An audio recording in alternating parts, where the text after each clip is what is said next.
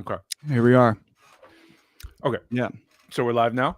we are live right now. I'm going to just um I just like want to post a link for the Yeah. all right, just cuz here, live stream now. Just so I can send it to people. You want to shoot that over to me as well so I can do the same the way you did yesterday? Or is it the same thing?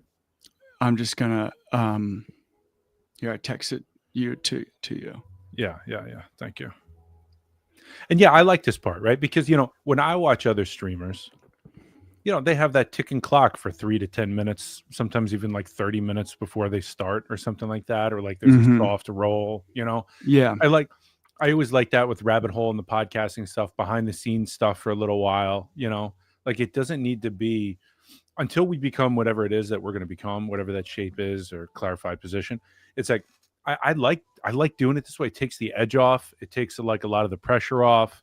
And I think people generally like that. Right. And then when we publish the video, at some point we could put chapters in or something, you know? So Mhm. I Yeah. don't know. Other people That's might like say, the tedious yeah, I guess that's and the tedious part that I avoid. me too. And so, we'll probably get someone to do that for us. Really. Yeah. I think we will. So that'll all get done. Right. And I'm glad you leaned into my suggestion of hashing out what we want to listen to live while beforehand, because I think maybe down the road when we're like much more of like a fine-tuned machine, I imagine that's going to be the case. We Mhm. might want to have a different kind of presentation. Right, I might even want to come prepared, having watched a video or done some research so we can get into it. Right, but I still want to just play a little bit. Is that cool? Absolutely. I think us doing it from that place will also just like we'll eventually land. I think so too. That's what I mean. Like it's like Because like it'll we're be both I don't think either of us are like worried about like viewers and getting like a following. Like I want to attract the right following Mhm. that's gonna not develop a like an expectation, right? And then if we change, then it's like, oh, we're not that like the people who are cool with us just kind of doing it as we do it. Right. And we'll never be able to avoid those expectations either. Mhm. Right. But Mhm. Yeah, that's but why the philosophy is to try to less just so. be as open as possible. Right. Yeah. Mhm. Okay. Alright, We I'm did gonna that. put So, okay. So then, oh God, now I have to remember how you here, taught I'll me how do to do this on Instagram. I'll just tag you and you can just Yeah. repost it. Okay. Well, you're going to have to tell me how to do that too. Or Gina's probably aware already. Somehow she knows what I'm doing. She's probably in the is she the viewer? I don't think so. Oh, is she? She might be. We have a We have viewer one already? viewer, or it might be Vince. I sent it to my buddy Vince. Okay. Yeah. Yeah. By the way, Vince loves Professor Dave, and I was telling him that about Dave Weiss, and he was like, "That is." I told him about how you used to do a podcast with him. He's like, "Are Vince you here. kidding?" He's like, "That's insane," because Vince loves watching flat Earth stuff just to like see how Really? insane these people are. Yeah. Dude, we'll have Dave on at some point. Not Professor Dave too, right? But Dave Weiss will be easy. I Woo. mean, if it's ever appropriate, you know. Um, last time I saw Dave Weiss, I'll talk about it when we're on when we do that kind of thing. Maybe we'll do that today. I don't know. But anyway, you'll tell me how to repost it. It's not necessary for me right now. That kind of stuff. Right now, I'm just, I'm like, I woke up. You ever like, you probably have because you deal with some of this, but maybe not the way I am. I woke up this morning just feeling like I woke up at 6 a.m. It wasn't a bad night's sleep, but the first thing I met was like, just like this feeling of defeat. And I Mm. don't need to turn this into like a therapy session, right? Because like I understand like roughly why this is happening. It tends to happen when I'm overwhelmed, with just whatever it is, when there's too much going on and I don't feel like I can meet the day or I'm living up to, or like, I like to be good. I like to be on it and clear. And, I was texting you last night after the live stream last night. And I wasn't like collapsing, right? It wasn't like a 10 years ago rabbit hole Yeah. collapse where I used to just, the shame after those shows would be so profound. I would be literally in my own head for the next 7 days until the next show started or something. It was just hell on earth, but I knew I had to stick through it. Like I knew that was me, Yep. So when I was texting you last night, I was just kind of realizing, I was like, oh my God, like I am so like distracted by just yes, I have a lot going on, 3-year-old, 11-year-old, and like there's never enough time in the day kind of thing. But then also, right, best friend dies and so on. It's like, okay, wait. Like it's really hard to be present Mm-hmm. and to be like, I was watching it's hard to connect to like my body, to like feel everything, to like really listen with like all of myself. Because really all I want to do is cry. It's just the truth. You know what I'm Yeah. saying? And so Yeah. in times like this, like when you have to keep going, it's like it's an interesting thing because it's like, okay, well, are you choosing to keep going? But you still have to process all that. So it's still energy that gets like stuck in your system. I can't be like doing the show and just crying and grieving for 15 minutes and then coming back and chatting it out and then getting back on the Mm-hmm. saddle, right? So like you have to keep going. And what I was realizing was it was like I was naming it as a fog last night, but there's a certain kind of disconnect or something that I think is very healthy with what I'm going through. But I really have to Mm-hmm. learn how to work with that in a better way, meaning like there's always a better way, but like in a way where I can still like maybe I'm just being a little wimpy and I need to be able to bear it a little bit more, or maybe doing shows is not the right thing when you're grieving this deeply, right? But I don't know, right? You never know for sure what the right thing is. Yeah. I mean, I thought it was great. I thought like it was really authentic, and you just like presencing yourself, and it's a good like showing you like you're like showing the process of what you go through with this and how you hold it, right? Yeah. And that's Mm-hmm. always good. And that's part of why I wanted to do this with you because you get it. Mm-hmm. And I think it's important, right? Like, and even like you said last show, like there is a boundary there that you have to keep something sacred. Like we can't share everything, right? And there's a certain Yeah. kind of professionalism Mm-hmm. that shows up with that, and especially as we get more clarified in what we're doing here, that'll come in more because I do want to be a professional. Mm-hmm. I do want to Oh, your like comments. I want to I want to transmit the truth. Just like you said, I want to transmit this process of what it's like to work with the truth, the messiness of it, and the glory and the victories and all that, right? Mm-hmm. And it's always a work in progress, but at the same time, we're in show business a little bit. We do want, like I talk about Asmongold all the time because I'm fascinated by his millionaire status and his millions and millions of followers and how people listen to him. Yeah. I'm like, how did he do this? Mm-hmm. And there's a show business side to him where like he's not entirely just himself, and he admits that.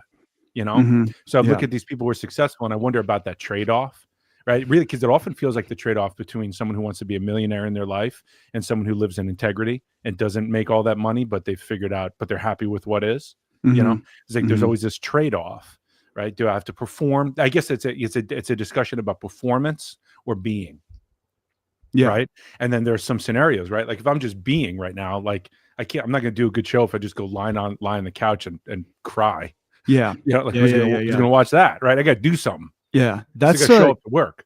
Yeah. That's this thing I wrestled with a lot when I was with doing the elephant in the room back in the day, was finding that space in between like being authentic and also like not I don't want to perform too much, right? Because I could feel that in certain podcasts. I could sense like the performance of it, which is, there's a space for that, but with what we're trying to do, at least what I'm trying to do, and it makes me think about Philip Shepard again, his on speech and talking as a sense. So using how do I know what I think until I see what I say? And one of his quotes that he said is don't present, be present. Right. But not presenting, being present. And at the same time, but if you're in a business meeting, yeah, you know what I'm saying? Like you're still doing something. It's still a task that needs to be accomplished, right? So the task, so like how do you prioritize and how do you integrate all that together to still be yourself while you're performing your task, right? What is being present while presenting? It's that paradoxical state that us non-dual seekers are always working with. Yeah. Right. And then what is more vivid? What is just slightly more prioritized? Yeah. You know what I'm saying? Yeah.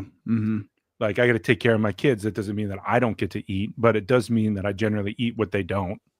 Like I don't get to choose my meal.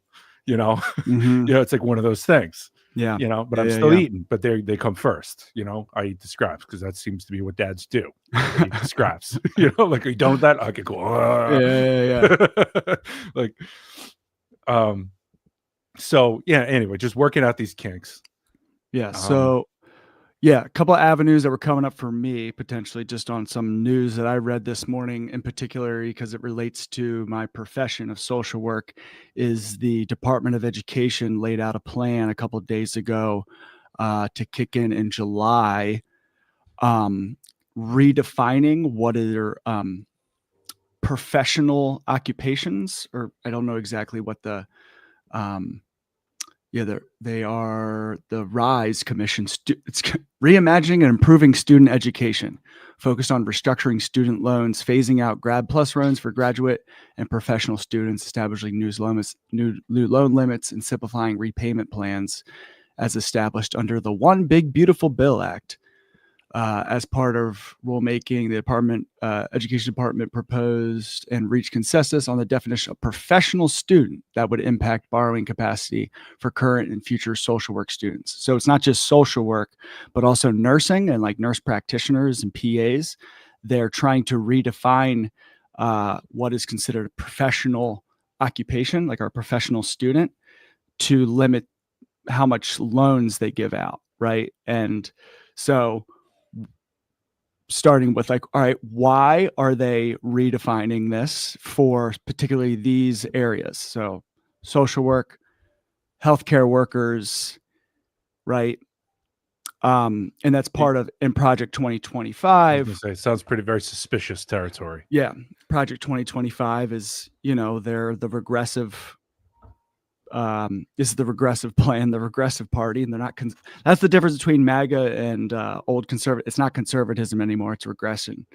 Um, and they want to attack because they want less women to work, and those are heavy women-dominated fields. They don't want people to be able to get loans to do that, especially um, lower income people from not great backgrounds. So it's continuing to remove the ability to move upward, social mobility, because unless you have parents that can just pay your nursing school or your social work school, right? They don't want you to be able to get. I don't know if this actually is going to happen. There'll probably be a lot of resistance to it, but the fact that they're even trying to do it, right? So like, why particularly are they picking these fields? And Vince is here. What's up, Vince? Vince is a nurse. So Yeah. It's in all in that.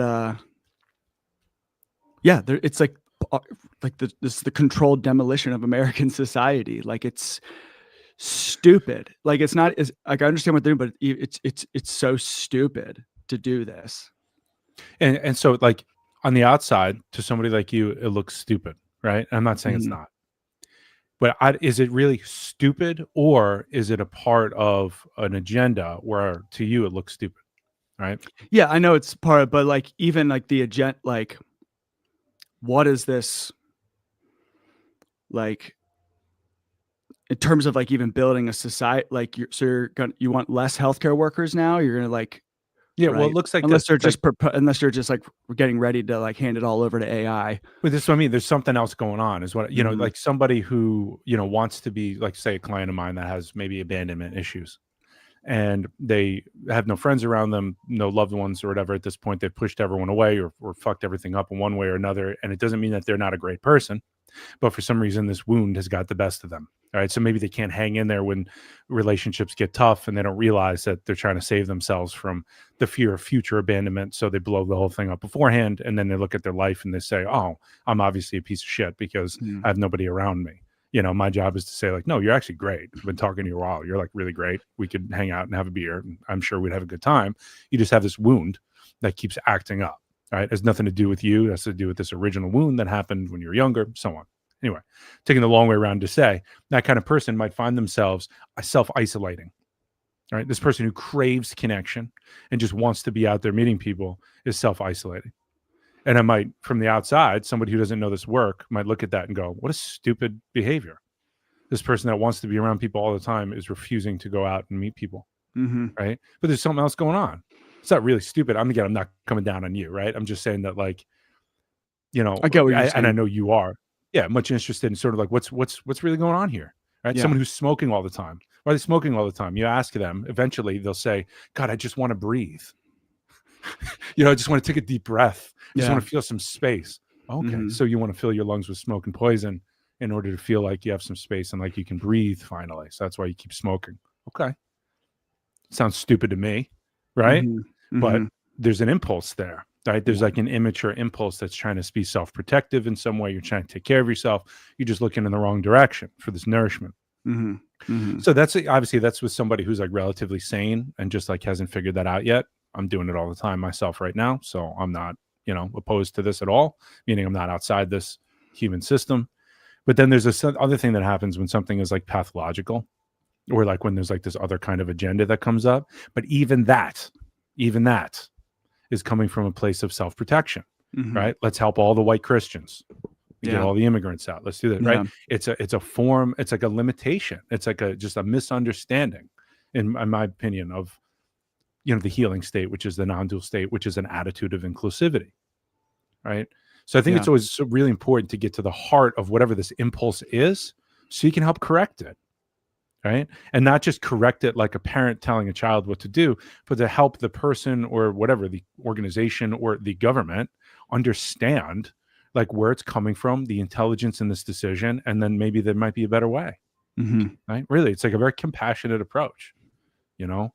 And so I'm just always careful with that stuff, and I just wanted to say, to me, that way is the way. I don't know any other way, unless I want to put out fires on my life and just be self-correcting or be the authority that just like tells everybody how to correct themselves. Like I'm not about that, right? I mean, it's about like really listening to somebody, or an organization, and seeing where they're coming from, the intelligence and what they're trying to do, letting them see how what they're doing is not getting them what they want, and it's also creating other problems, and Mhm. seeing if we can find a more whole relationship to it. Is Yeah. there a better way? Sometimes there's not. I don't know, right? Mhm. Yeah. I guess a something I'm wrestling with, right? And this is a theme for me across the board in many different areas about holding that space for more information to come in, right? And how much of that requires the other party to like at least be in some space of having good faith and like trying to actually solve the problem, right? And Mhm. wanting to actually and not just completely dominate, right? That And this is when it when gets pathological. Like, yeah, are they open or closed to even yeah, so it seems like right? most of it's closed and there's not much that they're willing to budge with. And Yeah. so when is the time, right? It's kind of like when is the time that you have to materially fight this, Right. Well, it's right? like having an intervention, Yeah, having it right? yeah, uh-huh. The president comes home to the White House and all their loved ones and family and constituents are sitting around and they go, "We need to talk. Yeah, We've been trying to get through to you, yeah. but you're very closed. And now we have to intervene with some form of surgery." Mhm, Right. It's like a totally different approach. mhm. Right. And this is where people think about, well, we might as well just kill him or just assassinate him. Right. Because you feel that level of closeness Yeah, and it elicits an appropriate response. Appropriate with quotations. You know what yeah, I'm saying? This is how yeah. things escalate. Yeah, and this makes me think about, the more and more I read about history, um, people talk about how America really dropped the ball during Reconstruction post-Civil War, meaning that we didn't go hard enough on the South. Like, we were too soft on them. Um, you know, for a number that's reason why Lincoln got assassinated, to kinda the South never really lost the war, kinda just, like, changed its approach. Just like, "All right, well, we can't do slavery like that, but we can do the 13th Amendment, and we can arrest everybody," and, you know, especially because there was no true reparations for people to move out of slavery into something else, right? So, people will say, like, actually, maybe the appropriate approach was we didn't execute enough people. We weren't, on the same with post people talk about that with the Nazis too, right? We didn't kill enough people. We didn't, you know, really cut out the core of it. which is a big question to Gina, here's the critic. Just Christmas. looking at Yeah, that's what I was going to ask you. I felt like I got I away heard with it. I heard it. I love it. I like it. it. Yeah. I need it. I need it right now, man. Yeah. Thank you. Yeah. But you hear what I'm saying? Like those are big things. Like if you're in that moment, between like what's gonna actually create healing that we can move forward with this, but also like maybe we do make some really tough decisions. Right. So this to me feels like total reform of like our entire system. Like that's very difficult to do, right? Like in my older age, I'm going, oh my God, I have to be so patient with this stuff. Right. It's like really about patience and not being the one who doesn't escalate because I get impatient with people's limitations. Right. This is called these limitations when everyone's being extraordinarily self-protective and destructive and so on. Right. There's an injury, there's a wound, there's a problem. There's a major limitation in their being and their consciousness. And this is creating this. So what do you do with them? Do you kill them? You know what I'm saying? Yeah. Like, is that the solution? Because for me, I don't know. That doesn't seem like the solution. And yet I don't know anything else besides creating like all these gigantic, turning prisons into healing centers. Yeah. Right. Is that what we're going to do? Right. Yeah. I think it's a good experiment. It's better than what we're doing, right? Just turn the whole fucking thing into a major healing center. But then what do you do for the people that, like the narcissists that go to the healing centers and they're just using the healing centers to become better narcissists, right? Now I can fine tune my weapons here, and I know the language. Oh, they use compassion there. I'm gonna make sure I use compassion a lot. That way, I'll just say the new age space and wellness space is full of these people. I hear a lot of it from my clients who come back from Burning Man. Yeah. It seems there's a,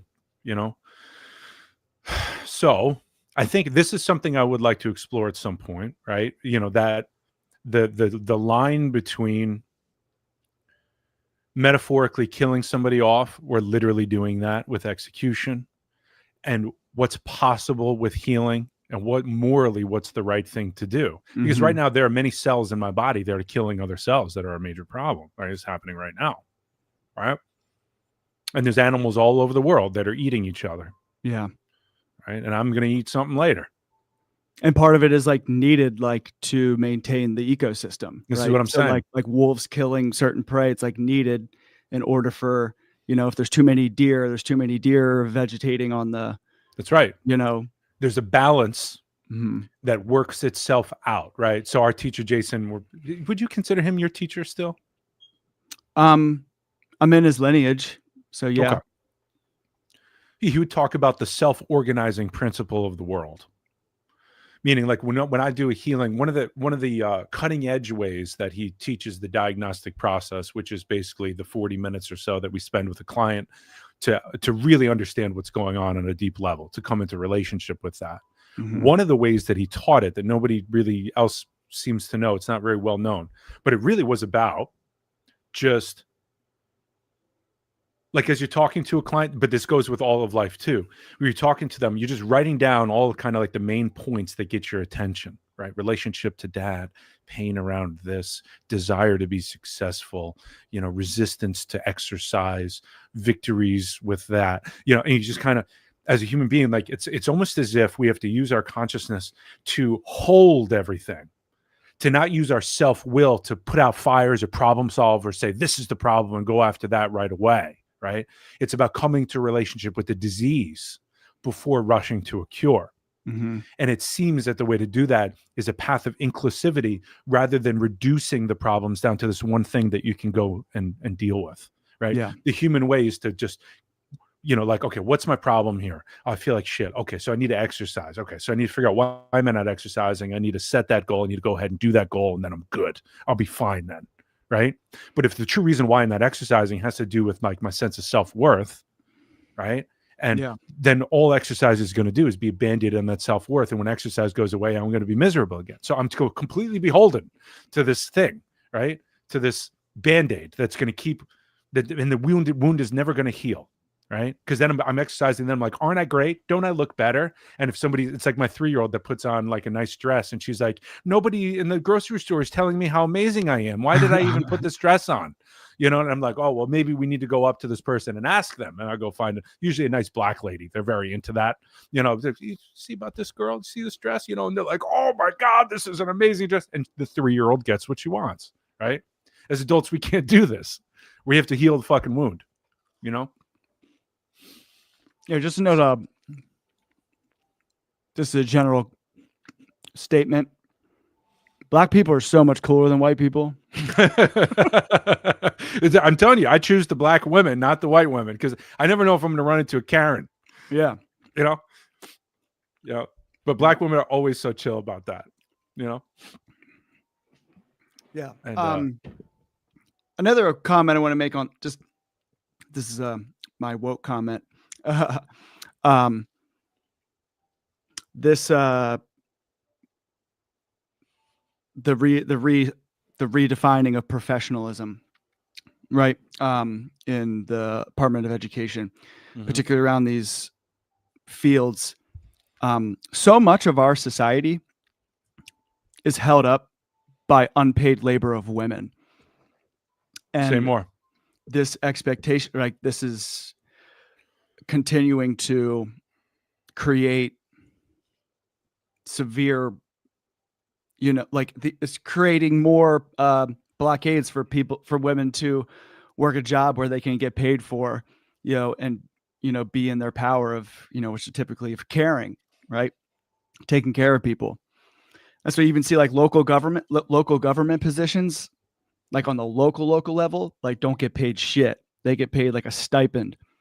And so much of those positions are held by women who care deeply, or by people who have the financial freedom to be able to, you know, either they come from money or have a husband who makes a lot of money so they can do that. Yeah, that was just a point in general that I'm going to make. Mm-hmm. You know, it makes me think of, let's see how it's connected. Made me think of like Socrates. I'm not going to get this right? But Socrates would say something about anybody that's a politician who's going to run stuff. He says that you shouldn't have friends, you shouldn't have family, and you shouldn't have really like any commitments outside of this, period. Like if you're going to head the state, you're married to the state. Yeah. Right. And it's very much like priesthood, which I've looked into. Right. And like, you know, some sects and paths, they say you got to marry God and you got to do that work. Right. And then we see what happens in the Catholic Church with kids and so on. Right. Yeah. When you can't be a full human being, it becomes problematic. There's no outlets to let out that very impulse. Natural. That's right. Very deep, like to not have a partner. That's right. You know? That's right. So I think anybody that decides to marry God has to have really gotten it in their 20s, frankly. I really do believe that. I think that would be a good path. Spend a good 10 years, get it all in, and you realize, oh, this is never going to help. Yeah. This is never going to help. I got it out of my system, and now I can marry God. Yeah. You know, where, you know, but I think about that in terms of like just how much reform we would need in order to put people like, you know, the women that take no money into better positions, because that's actually the way it's set up to be. Right. Anyway, things that I think about, and I don't know how the hell we're ever going to get there, but I'm open to taking a look at it. And I think fundamentally it comes down to just a much greater recognition, right? Like if you say like what my mission is right now, big part of my mission is to get people to like just wake up to the nature of reality. Like meaning like if you get on a fundamental level that what reality is doing is healing, self-actualizing, which is a higher paradigm than a dualistic one of like winning or losing or getting what I want or not getting what I want. But instead it's a foundational understanding of being in relationship to what is, which does include winning and losing and having things and not having things and so on, right? But if you can understand that all of life is about healing, it starts to change how you relate to things. And you start to be much more interested in not just correcting somebody, but listening to somebody and understanding where they're coming from. And you can see, oh, this is a person who's really brilliant and creative. They just have never had somebody show them the example of what it's like to do this the right way. So this is the best that they're doing. And as human beings, we have so much on our plate and so many things to deal with all the time. We can't like take the time to get like a PhD in every little part of our lives and figure that out on our own. We have to rely on the people around us, the environment we grew up in, to be that example. So we can download that program and then live that out, right? And so it's like, anyway, it's like, if people can get that there's healing, like, to me, that would be the like the current that can start to inform all parts of society to start to look at things in a different way. Right? Like, if somebody, but the people have to take it in, like the people in charge, they have to want to heal themselves. They have to get that. And this is where I go, well, it's either they're going to have to die or we're going to have to kill them or get rid of them. You know what I mean? Yeah. It's just like, because how do you deal with that? Mm-hmm. And that was what, I don't know, man. I don't know what to say besides, like, I'm just waiting, and I don't like that. You know what I mean? It's like, you show up, you keep doing your work, you keep trying to get more creative about it. You create a live stream, like, hang in there. You talk to people about it and they say, hang in there. That's a great idea. Or what's that mean? And then it's an opportunity for me to lay out the whole thing. You know, like, oh, hang in there. Oh, it's, based on, like, all of life is healing. And the reason why we don't heal is because we save ourselves from our discomfort, and we take ourselves out of the healing stream, and we start to control everything. We create all these other problems. So if we can bear that, and we can really hang in there with ourselves and with other people, we can actually have a relationship with one another. We may not know what to do from there, but that's the beginning of doing whatever we do that's actually going to elicit the change that we want. Right? So what's the key? You have to have while you're developing the skills to know how to listen and to understand and ask the right questions to be with somebody, you have to hang in there. Mm-hmm. Right? And you just to even just know that that's where we're going, that can hold you when you want to go, fuck this person. You're such a, Hassan, real piece of shit. Like, honestly, like, even after yesterday's stream, like, I noticed, I thought to myself, I'm never going to listen to Hassan. And I know for a fact, it's just the echoes of being right-winged, just the small clips. I've developed such a transferential judgment of this guy. I don't want to deal with that. You know what I'm saying? Like, and I know this. I know it. Is this something like you're not looking at? That's what I'm saying. You're afraid of? This is what I'm saying. I know this is my work. Like, I know, like, I sit down with them. Like, the first thing, like, all right, so I'm imagining myself. I sit down to a stream with Son. I'm like, this fucking loser, this fucking guy. Like, he only cares about himself. He only cares about what he looks like. The things that he says are so ridiculous. He has no heart. He's manipulating. He's a grift. All these things come up, and I know that all of this is not real. I know it's not real, but I can't. It takes energy to sit there and heal my relationship to Hassan. You know what I'm saying? And I just don't want to do it. It just takes I got too many other things to do. I'm not like, Hassan can wait. You know what I'm saying? And I know I'm robbing myself of what seems like you and other people that I love and know and trust. They like him. And now, like I see it, the door is open. I listened to him for a few minutes. I was like, this is a very normal guy. He's a normal guy. He's very normal. He seemed very, very normal. Right. And as I'm saying this, I'm going, oh, fucking loser. This fucking guy, right? There's this other thing that's still the memory of how I was holding him. And I even knew that memory of how I was holding him was not true because I'd never fully investigated it. You know what I'm saying? So I'm watching, like, my consciousness and just how difficult it is to just work through these layers as it is. Right. And, like, what's this like for everybody on every level to be doing this? Yeah. You know what I'm saying? You have to pick and choose. What am I going to heal? You know, 'cause you can't do it all at once. You can't. But the thing is, it takes energy. Right. Yeah. So if Hassan, like, moved down the road from me, I might take the time. Right. Oh, he's my neighbor. Now I can work on this, whatever. Right. And I'm not going to, like, talk shit on him. I'm not going to, like, disparage him. That's not where I'm coming from. Right. I'm just saying that, like, it takes a lot of energy to work through this stuff so I can be with him as it is. And this is somebody who does this work all the time. So I have to listen to that because I go, if I'm having trouble with this, and I know, like, this is what I do. This is my profession. How can I expect anybody else to work through this? Right. So how do you work with that to elicit any kind of fucking change? Interesting comment. Vince said it's like reverse nostalgia. Say more. What does that mean? Reverse nostalgia. Wait for his comment. Yeah. Yeah. Say more, Vince. You said, to me, nostalgia is sort of like, okay, when I sit down to play video games, I'll tell you this, I have a lot more fun shopping for video games and buying them than I do playing them. I love shopping for them. The anticipation. Oh, another great game. Oh, a new Super Mario Brothers. I remember when it was like to play Super Mario Brothers.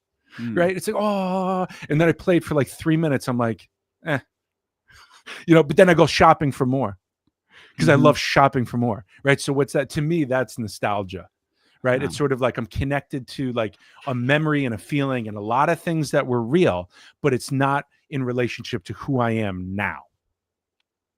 You get what I'm saying? Like Yeah. I'm remembering how great something was because that's how great it was based Yeah. on who I was then and what I needed then. So to me, nostalgia is just that. I don't even know if it's dissonance. It is what it is, right? Because when I go back to this thing that brought me nostalgia, most of the time, the nostalgia wears off very quickly, and I'm wanting to go do other things. You know what I'm saying? And then I watch myself, and I go right back to seeking the nostalgia again, right? So I go, okay, so I'm like suffering in the present, and nostalgia is a way to make me feel like I'm whole again or just better. And so I go seeking what helped me in the past, and I keep bumping into the reality that it's never going to save me from my suffering right now. This is not what's going to be fun for me right now. It's just not going to do it. And then I go do it again. Gotcha. Yeah. You know what I'm saying? So that's my understanding of nostalgia. I could be wrong, right? Yeah. You see the comment? It's that, but with a negative feeling of Hassan. He said, but before that. Oh, wait. Just instead of holding something in a positive light, just because you have a very fond memory of it, even though when you reverse it, it might not be good as you remember. Yes. He's talking about, right. This is the like it's a transitional state of consciousness, but it's like it's working through like the layers of the lens through which we perceive reality. And the lenses need to heal, right? If somebody provided these lenses through which I was looking at Hassan, even if I'm holding them lightly, knowing that these lenses aren't true and I need to investigate it later, it happened for so long that I was lying to myself. I was not letting myself know that I actually did start to believe that Hassan is a piece of shit. Yeah. Right. And now when I meet him, I have to meet that. And I don't want to. It takes time and energy and effort. I don't want to do it. Yeah. You know what I'm saying? You ever see Remember the Titans, that football movie? Absolutely. This is Gettysburg. So, okay, right. Gettysburg bullets, baby. Nobody's bulletproof. So the moment when the defensive end who is Superman in that movie, right? The white guy. Yeah. Falls in love with strong side, weak side, or whatever, like the other black defensive end. And he wants to introduce him to Julius and wants to introduce him to his mother. Right. And, you can see how much his mother loves her daughter, her son, her white son, who's becoming best friends with this. And she just goes, I don't want to get to know him. You know what I'm saying? It was such a perfect line. I don't want to get to know him. It's hard. I'm going to have to work through all of my judgments of black people, and it's going to change me. I'm going to transform. I don't want to transform. Yeah. I love you, my son. Why did you have to go and evolve? Yeah. Man, that's a good one. That's wow. I don't want to get to know Hassan. Yeah. I liked hating him. You know what I'm saying? Yeah. And this is what Asmongold does. He lulls me to sleep into this false clarity where it's so easy to just shit on people and to just be right and to just show them where they're wrong, And I just I watch him. I go, wow, I love this. And I know it's like junk food. It's like poison for my consciousness, but I feel like I need to work with it. You know what I mean? I need to explore this. Why does he have so many millions of followers? And why am I watching him? Why is he my go-to when I want something intellectual, but I don't want to do the work? You know what I'm saying? Like I want to get the news, but I don't want to have to feel the news and transform and think about it. I just want Asmongold to shit on everybody and tell you to get the fuck out because it's easier. You get what I'm saying? I see it as entertainment, but it's still poison for me. And I still go there. That's why you gotta stop going. But it's fascinating to me. You know what I'm saying? Like I'm awake enough. You know what I mean? So this is reminding me of I saw a TikTok of a girl. She did a master's. You gotta stop going there. that hit me. You're probably right. Sorry. So no, this hold on, texting. This girl talked about she did a research project, whether it was a PhD or a master's degree, studying online incel culture. And she talked about how there's this one hyperfixation that they have, what they call looks maxing. And they are like hyper particular about way people's faces looks, and like the names of like when your jaw is shaped a certain way, your cheekbones, like all the scientific names. And she talked about how, hold on. Yeah, you can go ahead. Yeah. She talked about how even after she did the project, she's like, even now it like has poisoned me, where like if I look in the mirror and I see that my jaw is like this, and I say, oh, that's my, and she says the scientific term that the incels use, right? And she's like, you got to be careful when, even people who are doing research, who are trying to study, like figure it out, because it can like infect you just by being in it. Like you're swimming in that water for so long, even though you're like, this is bad. That's right. It's like no matter how much I think I'm not taking it in, the proof is in the pudding. Right? I don't want to get to know him. Yeah. Right. That's when you took it in. Right. Just like eating some junk food. Like you have to metabolize it. Right. It's going to go in. Yeah. Hi. Katie says hi. Tell her said hi. Hi. Oh, Your man. face is still swollen. Katie had an allergic reaction yesterday. To what? What was it? Do you know what it was from? No idea. She said she was like cleaning. She was cleaning an Airbnb that she manages, and it just like all of a sudden she just started probably some sort of dust or something. That shit freaks me out. Allergic reactions. Yeah. Yeah. All right. Love you. Yeah. No, I took him out. Okay. You can come hang out if you want. Yeah, my mom's on the way. We're going to lunch. We're going to see Wicked today. Okay. All right. Katie's going to see Wicked. Oh, nice. The real play. Or is the movie or the play? The second part of the movie. Second part of the movie. Oh, it's out? Okay. It had to just come out, right? Okay, So cool. Go get snacks. All right. But Ollie's causing this scene. Hi. I'm reading Gina's comment in here. Like she said, like I said, your lens of Hassan is through Asmongold. I said that. I claimed that from the beginning. I know. He claimed it. Yeah. She said she started from she rewound it, and so she's catching up. I mean, I even said that yesterday. I said all I know is through these lenses. So I'm damn sure that my view is skewed. What I didn't realize, what I was coming into terms with since our show yesterday, I went, ooh, I definitely took in the poison. Like regardless of whether or not I said I was holding it lightly, I started to believe it. Right. Yeah. And to me, I don't know. There's a metaphor there. There's a lesson for, I think, hopefully our listeners like this kind of talk, because I don't know if it's subtle or not. But for me, I think this stuff is so important because, again, if your lens, the mind, which creates all of this, and the lens through which you perceive reality with your mind, if you don't know how that works, it's going to be a problem. Yeah. You know what I mean? You won't even know what you're hanging in there with. You don't even know why you're hanging in there. Yeah. You know what I mean? You're going to come to some weird conclusion, and you'd be like, anyway, you're going to be like, fuck Hassan. That's what you're going to be like. All right. So what are you feeling for today? I have a couple potential things I could propose, but if there's anything. I still think Coffeezilla, Voidzilla, whatever that is, I think scrolling through his YouTube, there is going to be something in there for us that would be good to talk about at some point. We don't need to do it now. That's not on the top of my list. I'm going to propose it to the audience. We could propose to the audience. Vince, do you have any good Coffeezilla? Hold on. There's a new because I'm into the Europe tossing out all the immigrants, and I'm into the anti-fascist protests. And they got what I like is like the reporters that are like in their 20s or early 30s that are just on the ground there. Just interviewing people and just seeing the kinds of people that you run into, right? So that you can start to get just a different view of what all this is about, right? Because again, right, some people are generally out there to do protests. Some people are boomers. Some people are controlled opposition. Some people are just trying to pick fights. You know what I'm saying? Like there's all different, just so we talked about with Mexico yesterday, right? It's like there's so much dimensionality to every one of these things.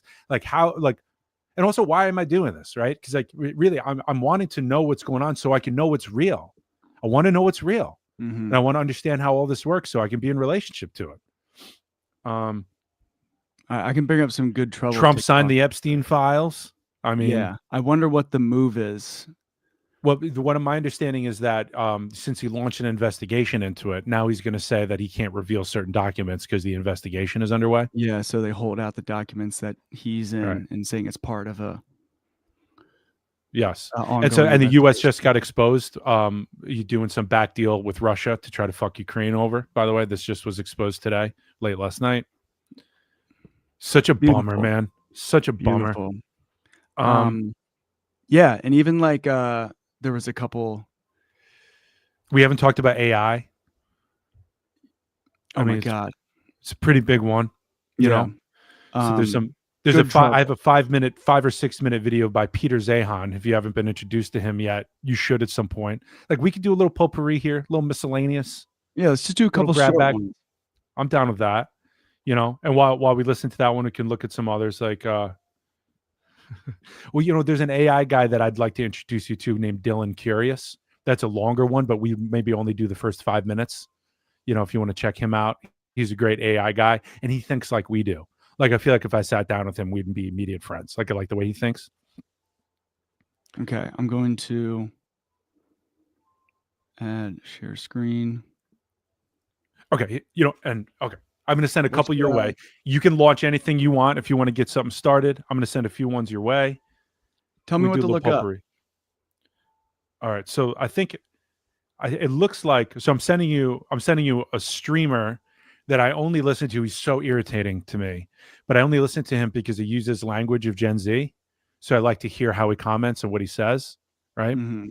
Hello, you know, fellow students, whatever that line is. Yeah, Hello, but really, fellow kids. Yeah. yeah. Hello, fellow kids. Steve Buscemi meme. Yeah. So CoffeeZilla just released something on the Epstein files, and this streamer who doesn't, he really offers very little to nothing. If not, he takes away. But I think I want to introduce you to him just because he uses that language. Or we could just go right to CoffeeZilla because that's on the Epstein files, right? Then I would like to give you maybe 5 minutes or 10 minutes on AI. Introduce you to Peter Zahan or Dylan Curious. And that's it. I'll hold off for now. That would be my approach. And then at some point we'll do the Professor David Weiss flat earth stuff, but just to introduce you to Professor Dave. And I do want to explore some of the protest stuff. So I'll look for that too. So you pick any one of those, and one of yours can be first too. I'll shut up now. All right. Gina, text me which good trouble TikTok. And then, but hold on. All right. CoffeeZilla videos. And here, I'm just going to share this, Brenda, on stage. All right. You sent the new Epstein files. Ooh, and there's so much about going on with, like, I don't know if you follow, I don't think you do, but, you know, in the special forces community, the military communities, you know, who shot Osama bin Laden and all this kind of stuff. Like nothing is confirmed. Like it's just like everything else. Yeah. Where nothing is real, even in these high level operations, you know, it's such a bummer. Well, that's why you always see like people who are supposedly a part of like the team, like end up having like mental breakdowns and like killing themselves. All right. Where are my new Epstein files are insane from Philion? See, this is something I need to figure out where like I'm getting over with like the handling multiple things instead of just talking. Uh-huh.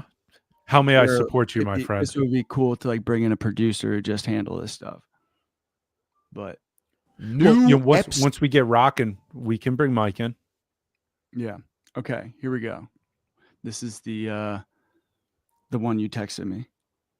Okay. New Epstein files just dropped. He's the guy. I don't know guy about you guys, but I've never heard that name before. So hopefully we can get some context and learn about who this Epstein guy is. Doesn't ring a bell. Today we're talking about the 20,000 Epstein files that got released. It's a complicated picture involving a lot of powerful people, but let me just say right up front, this is an ongoing story. There's a lot that's going to be released in the coming days, so just understand we're going to do our best to explain what has been happening because this story has been full of twists and turns. It starts with the Democrats releasing 3 emails. Oh, was this the guy with the egg-shaped Yeah.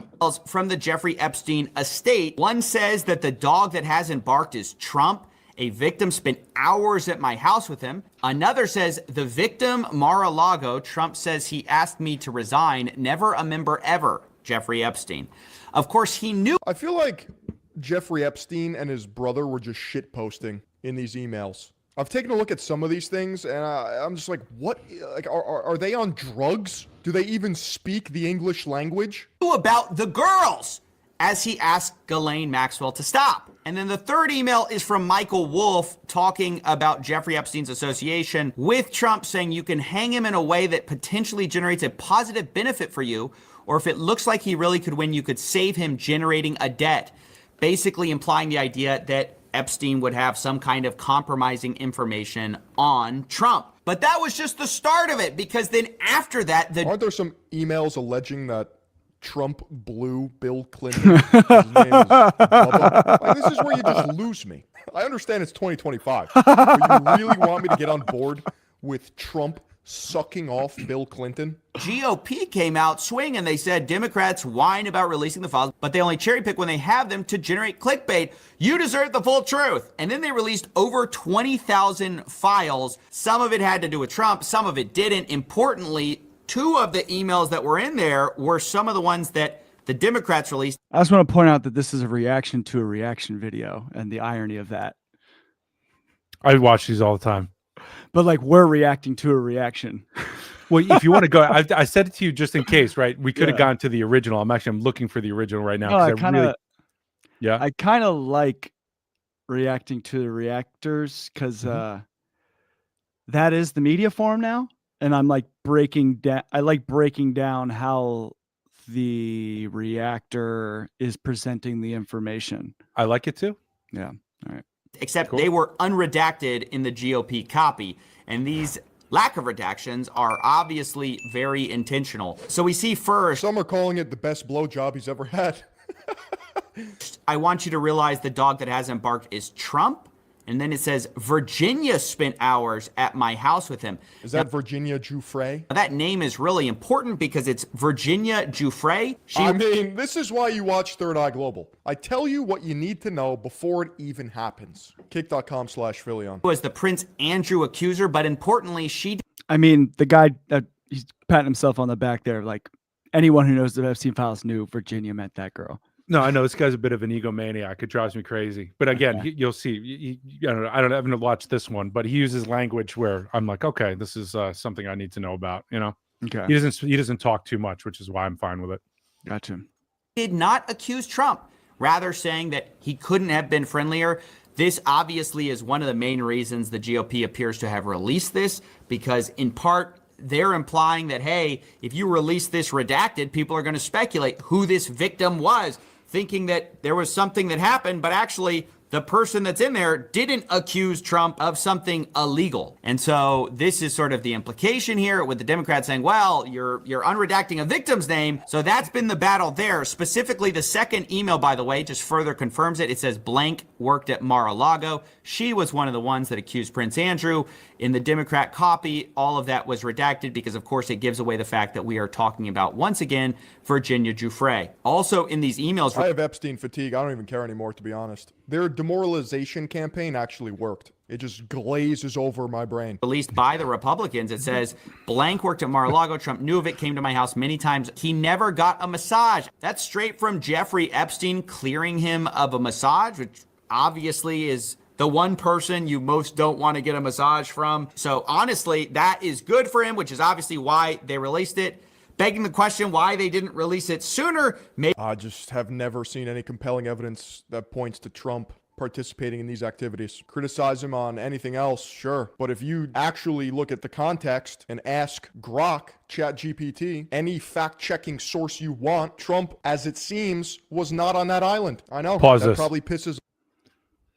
Okay. How the fuck can you come to that conclusion? Yeah, it's insane. We is haven't what- even seen the whole evidence yet. And so, and am I like, it's so obvious he was like best friends with the guy for like half his life. Yeah, For like 20 years, absolutely. 30 years. Yeah. So like, how can somebody say something like that? I don't understand. I don't, this guy has millions of followers, Philion, Yeah. right? I And mean, he's like, yeah, again, like he even said it, the desensitization campaign, the um, demoralization. Yeah. demoralization campaign, where I feel like he's fallen victim to the demoralization. He's like, I'm tired of this. It's like boring. It's no longer giving me the dopamine rush of, ooh, exciting news, right? Mm-hmm. Right. It's Like, an unwillingness to hang in there. yeah. Right. Truly.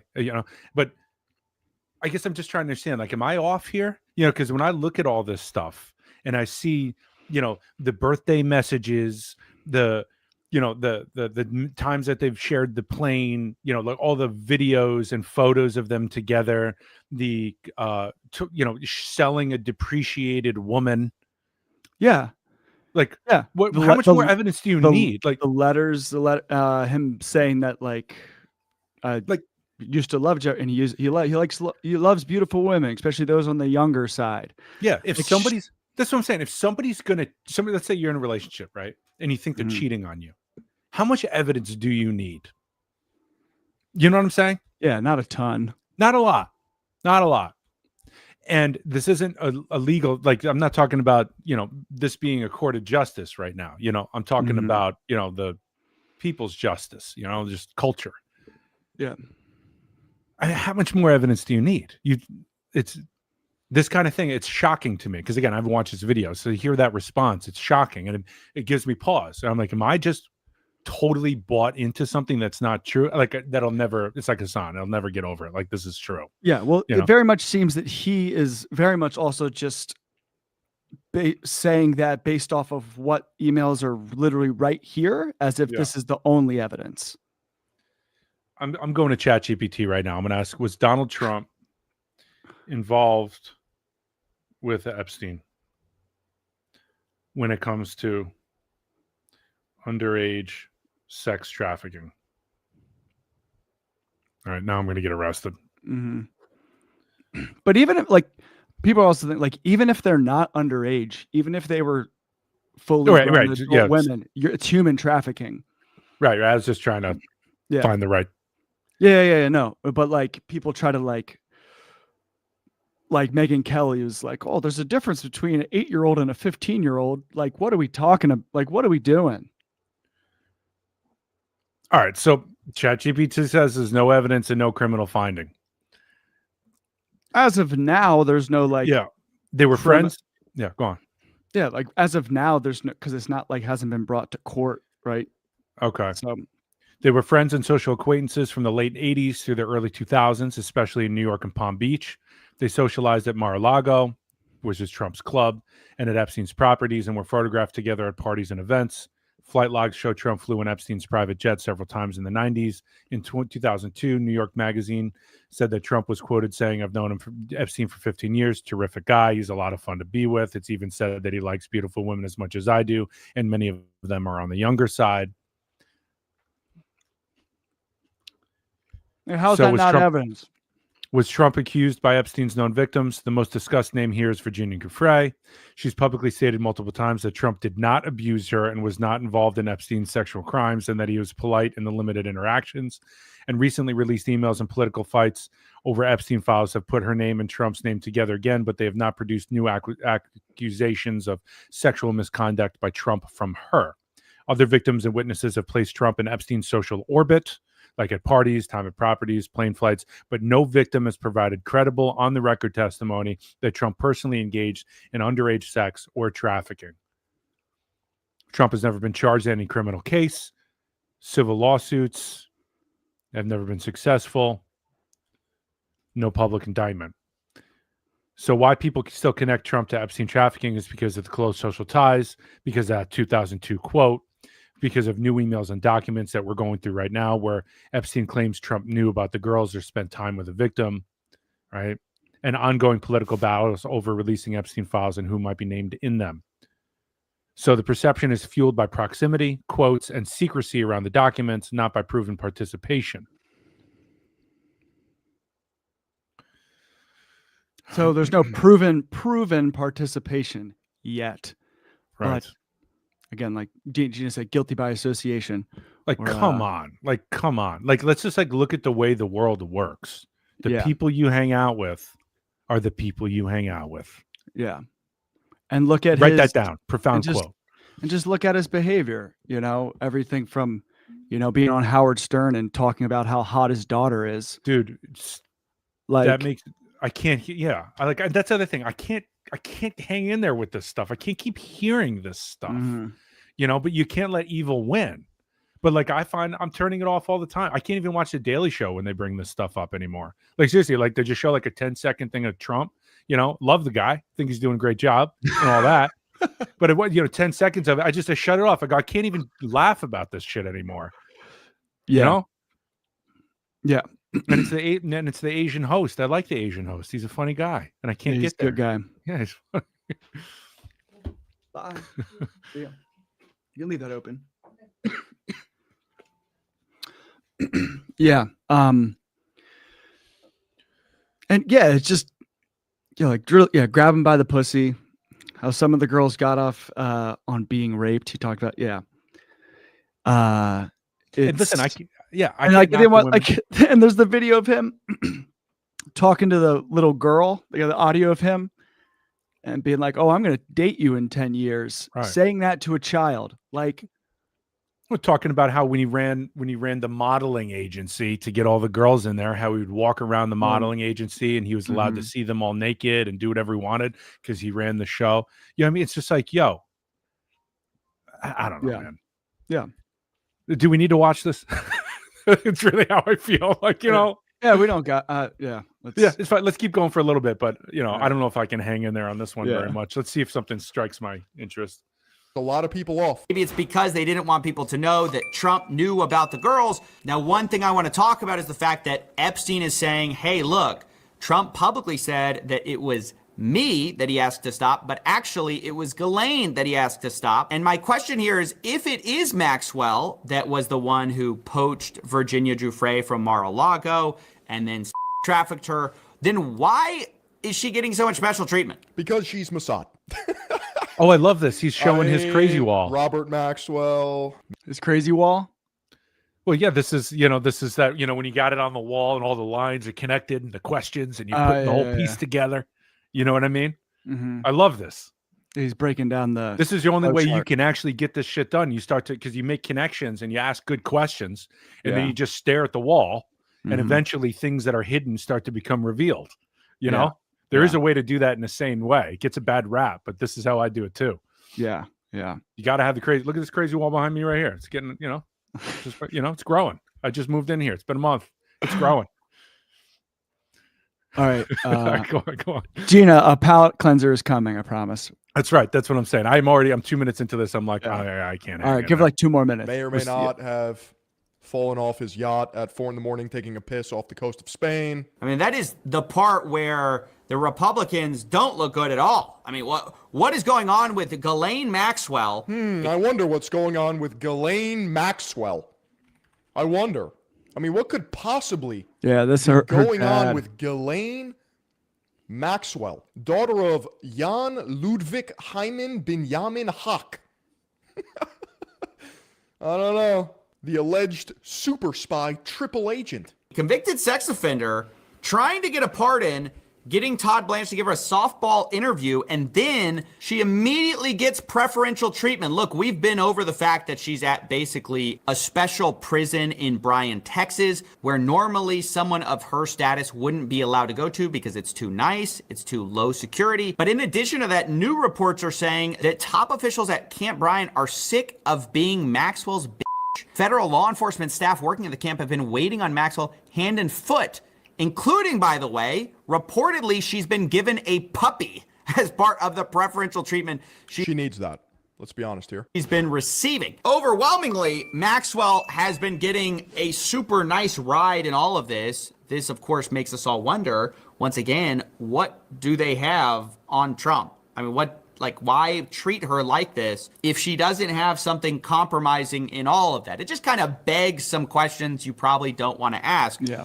Also very suspicious is the fact that immediately after this report came out, Trump personally called Rep. Lauren Boebert, urging her to withdraw support for releasing the Epstein files. Bondi, Blanche, and Patel, we're going to meet today about the Epstein. I thought the Epstein files were released. Who's jerking me off? This guy's an idiot. Yeah.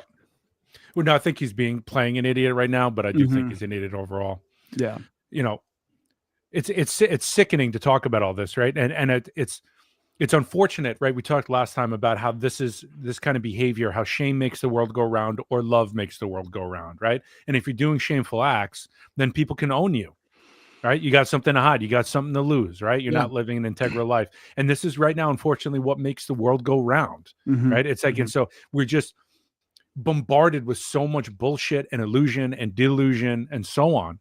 You know, it takes forever to wade through it. And so like, and they, you know, the people that are trying to hide themselves from being exposed, they know this, you know?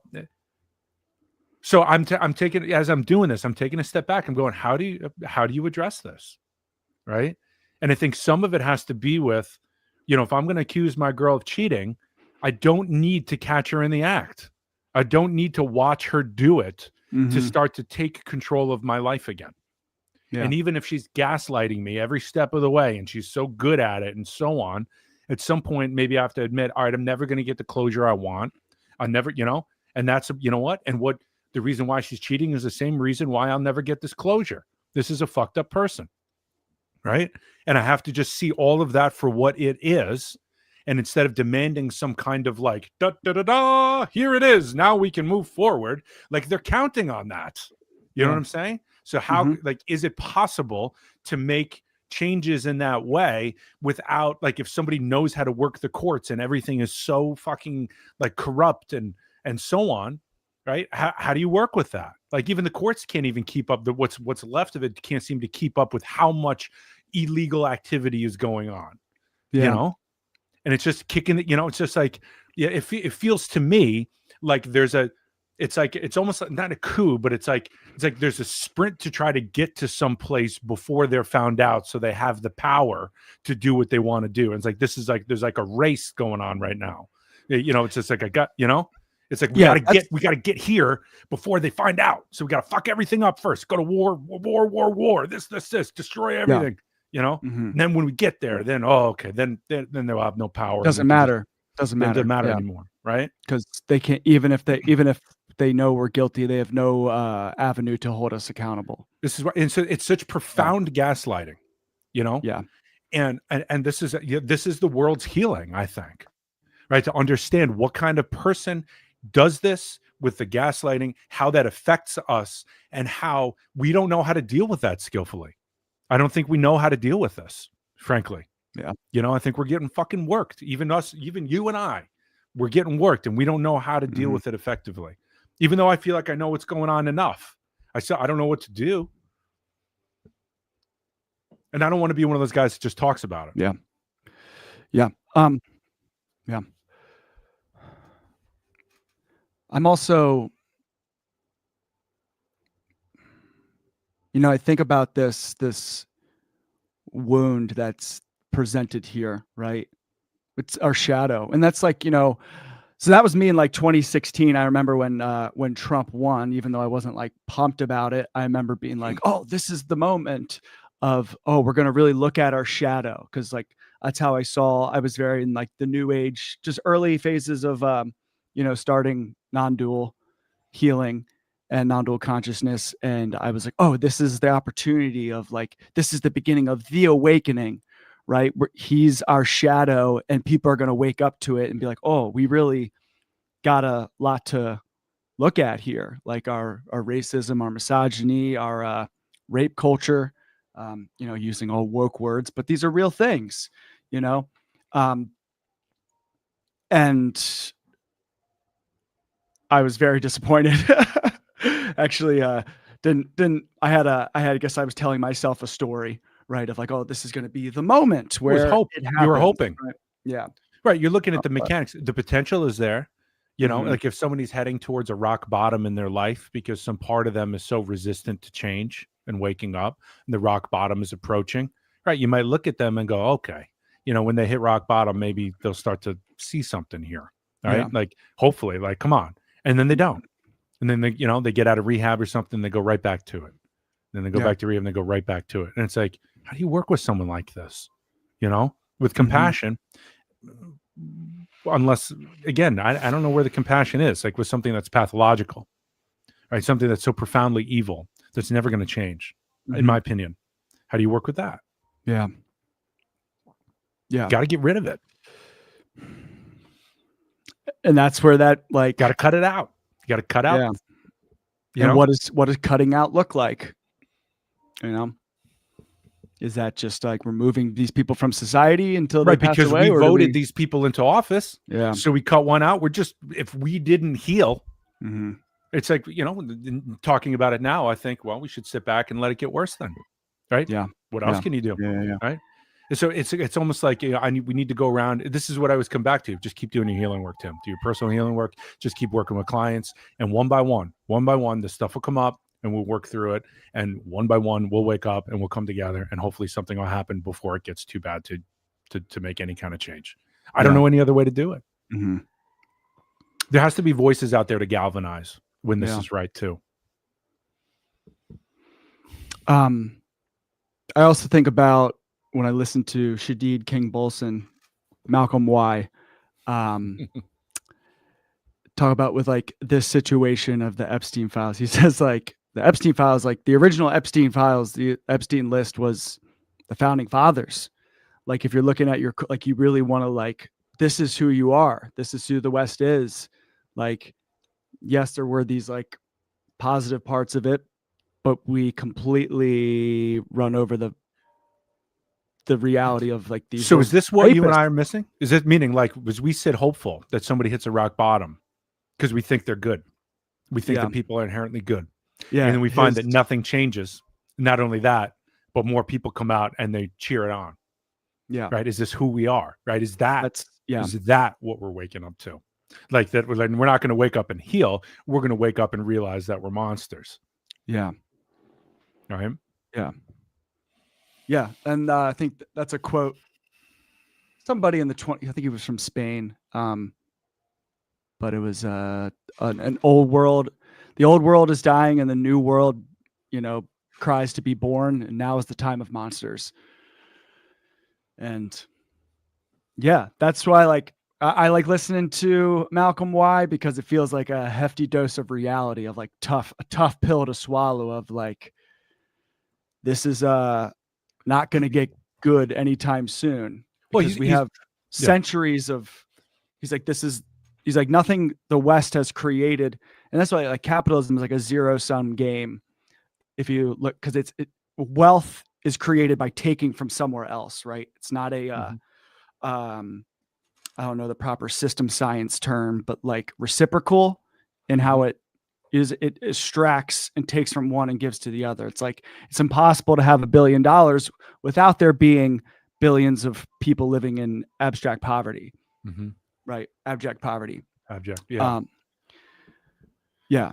So and also he brings up a good point about like with this Epstein stuff and how even Israel and people like turn to like the Jews, like it's, Western white culture. Like the reason why Israel is happening, right? The problem with like Palestine is suffering for Europe's anti-Semitism. Europe was unable to figure out their anti-Semitism problem. They weren't able to figure out how to live with Jewish people in harmony. And so we sent them away to Israel so that they could do our European colonization on behalf of the British Empire, and the US eventually took over, being Israel's handler. And now we're in this position where like Israel, the Likud party has put themselves in the position of like, they put the US in these compromising positions of like using people like Epstein to, being not just receiving handouts from the web, but they want to be their own empire. Right. And I get like us, like the United, like speaking from the term of like an American, right? Us blaming Israel for everything, even though Israel has a lot of things that we need to address. And like as they're not innocent in this, but only being like, oh, Israel did this, da, da, da, da. It's again, us not looking in the mirror of, no, this is who we are. The Jews did not make you do this. Israel did not make you do this. This is who you are. It's I love that Malcolm Y comment going back to the founding fathers, and I'll just add some more to it because it's like he's bringing you back to the original wound. Meaning, you know, like all healing work, at least in this human lifetime, this one life from birth to death, right? There's an original wound, and typically we spend our whole lives trying to either avoid that or deal with that or something, right? And once someone's able to finally tolerate that wound, their life finally starts to change. And that could take 40, 50, 60 years, you know? And so when you go back to the original wound of, no, this isn't anything new, right? This started with the founding fathers. Well, it didn't start with the founding fathers. It started with the people before them. Yeah. Like Columbus. Who am I supposed to get mad at here? Right. I could go back to the Big Bang. I could get mad at that whole process. And then I could start to get mad at God itself and life itself. And then you start to realize the futility of this. Right. So you go all the way back to who you can blame, right? This original wound. And you start to see, okay, well, there's an imperfection at the beginning. And then through cycles of consciousness, of awakening and falling asleep, we've gotten here in this spiral, right? And here we are, right? So it's like that gut check moment of like, okay, so I'm made of this too. Now that's a whole spiritual thing, right? Yeah. Oh, this person's really bothering you. Oh, that just means that you have something within yourself that you're judging, you're not okay with. And then that's why you're not okay with that. Yeah, to a certain extent, that's true. Yeah. To a certain extent. And there's also a time to cut people out. When you see that it's pathological and nothing is going to change, right? So there's that balance, you know? So because like I feel like I'm in touch with my inner those things. I'm a human being. I know what it's like to have a desire to dominate, to take, to feel self-righteous, to feel like I deserve something that I didn't earn just because I am, right? I see these impulses. I don't act them out. I take a look at them and I say, oh, what's this about, Tim? Right. And I take the time to work through it, you know? So like, I'm trying to do that, but nothing else seems to be changing, you know? So I'm, you know, this original wound thing and the cutting, I guess I'm trying to, you know, again, I'm trying to come into relationship with the disease before we rush to a cure. And I guess if you talk to a surgeon, it would be different than a psychologist. It would be different than a social anthropologist or archaeologist. You know, it's like everyone's got a different solution. It's like three blind people feeling the elephant. Someone's like, it's a tail. Yeah. It's an ear. You know, it's a snake. Yeah. Okay. So I'm getting nowhere. No, it's good. So yeah, we can watch a TikTok. There's also, I really want to introduce you to Peter Joseph. Do you know him? I know him through you. Okay. Well, I think you would resonate with his process. It's because he was the guy who made Zeitgeist. Oh, right. So the new human rights movement. He wrote that book. Yeah. So, but his story is very interesting because when he did Zeitgeist, the first one, you know, like it starts with like 9/11 and it goes into the banking system and it starts with like religion, you know, the story of like how religion is used through empire and for control. Definitely like it's a very simplified version, but he even himself admits that now. He was 28 years old at the time, living in New York City. He's he's a percussionist, and he created it he first did it where he played live instruments while he was showing the documentary, right? And he says like, I was just creating like an like art piece, like a social commentary art piece. I didn't mean it to be this huge like viral video that went worldwide, and like it kind of just happened overnight. Like somebody got the video and uploaded it and it just like went like viral but it was before YouTube, like Google Video or something like that. And he was like, and then just like overnight now everyone like has like 10 million views, you know, 10 million downloads, and became this whole thing. And then he made like Zeitgeist 2 and 3, which were a little bit more tailored and focused on like things. But it's interesting to him talk because he's like known as like, oh, he's the conspiracy guy, right? And he's very much not that. And I really like his academic and scientific approach of like understanding the like why capitalism produces this system. And he's actually very critical of socialism and communism and how like it's a false paradigm. Like even having the discussion about even using the word socialism or communism just reinforces this false duality, and not really describing the things that like the stuff that makes things happen. Right. Mm-hmm. And I really appreciate, I think you would feel even from this scientific perspective that he's taking, he's touching a higher level of consciousness. I'm very open to listening to that. If you want to throw one of his out here, if you have one, I'm remembering. So Zeitgeist came out when I was in my early 20s, right? And that's why I was like, I like it because it's like you and him line up very well. It's like you start. You were 28. You were 28 when you started Rabbit Hole. Yes. Yeah. Yes. I was 27 when I joined the school. And it wasn't too many months into that when I realized this was all about consciousness, this meaning life. And then I started to get in touch with what was underneath everything. Yes. And it started with conspiracy, because that's when the mask starts to come off, you start to pull the curtain back and see what's really going on. But if you're unhealed, we've talked about this in some of our early streams, if you're unhealed, it can present a lot of craziness, right? You'll see a lot of craziness behind the veil because you're crazy. Or say because I was crazy. Yeah. Right. You peek behind it and you end up projecting so much onto that void. Yep. Right. Yep. And it gets really crazy. So I remember in my early 20s watching Zeitgeist as one of those late party nights in the city. I think, we're all doing like blow for like 3 days in a row. It was like 4 a.m. and someone throws Zeitgeist on. Right.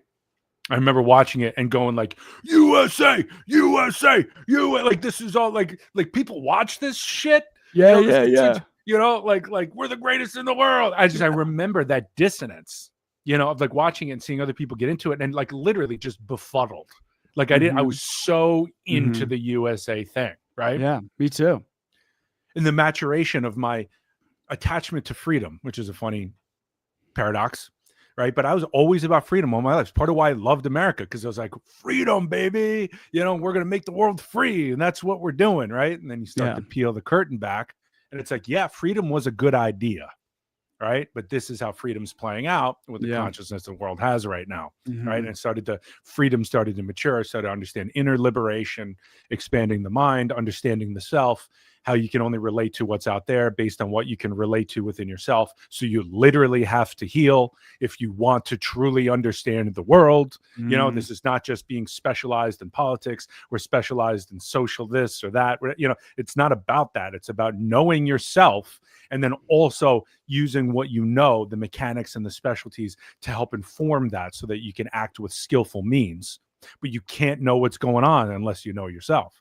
Otherwise, it's the level of delusion that you're under within yourself, right? That's what the Buddha was all about, right? The Buddha wasn't the Buddha because he transcended, all his delusions and was enlightened. The Buddha was the Buddha because he was awake to his delusions. He said, oh, I'm crazy. Oh, I'm suffering. Oh, I'm these things, right? And then his capacity to bear that and be with that that was his understanding of the original wound, right? Here's how reality is built. And being able to come from there, then you can start to put some pieces together that are actually helpful, right? So anyway, did you find the video? Yeah, so there's a couple that I want to read off the titles. Okay. Because he does like a whole podcast where he talks about a bunch of different things, but he clips the videos. So this one is called the Activist Industrial Complex. And that reminds me of like we were talking about, is our response to the problems just creating more problems? So that's a little bit more on that. The one and how people who know that will feed into that.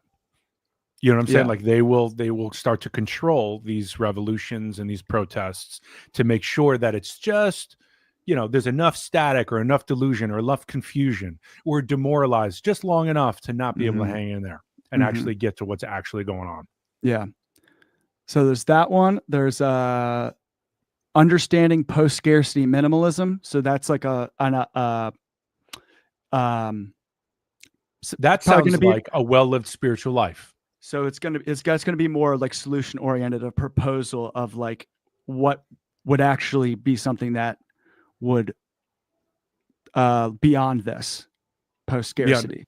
Post scarcity, right? So interabundance. And what happens when you're healed enough to not have to chase billions of dollars to fuck other people over because you can appreciate a minimalist life kind of thing. It's kind of, I'm just guessing here, right? So do we want to watch something about, we can watch multiple of them. But would you want to start with him describing a problem or him proposing a solution? Anything you want, honestly. Let's wade into it because, you know, if he's interesting and there's good energy between us with it, we'll just keep going. Let's do the activist industrial complex. Okay. I think that might be Is this a good enough palate cleanser for you, Gina? It feels like we're staying in the same territory. This is a little less, it's not about like rape. Yeah. You know? Yeah. That's another thing with like YouTube and stuff, like certain words that we use will downplay our, like saying rape. You have to say grape. Grape. Yeah. You have to say grape. And there's other things that I'm picked up on. I'll remember them as we go on. Yeah. So, pulling that bad boy up. And here we go. Yeah. Actually, hold on 1 second. I'm just gonna get a glass so I can pour some water in. Hold on. Pour some water in that glass. Fill it up. Fill it up.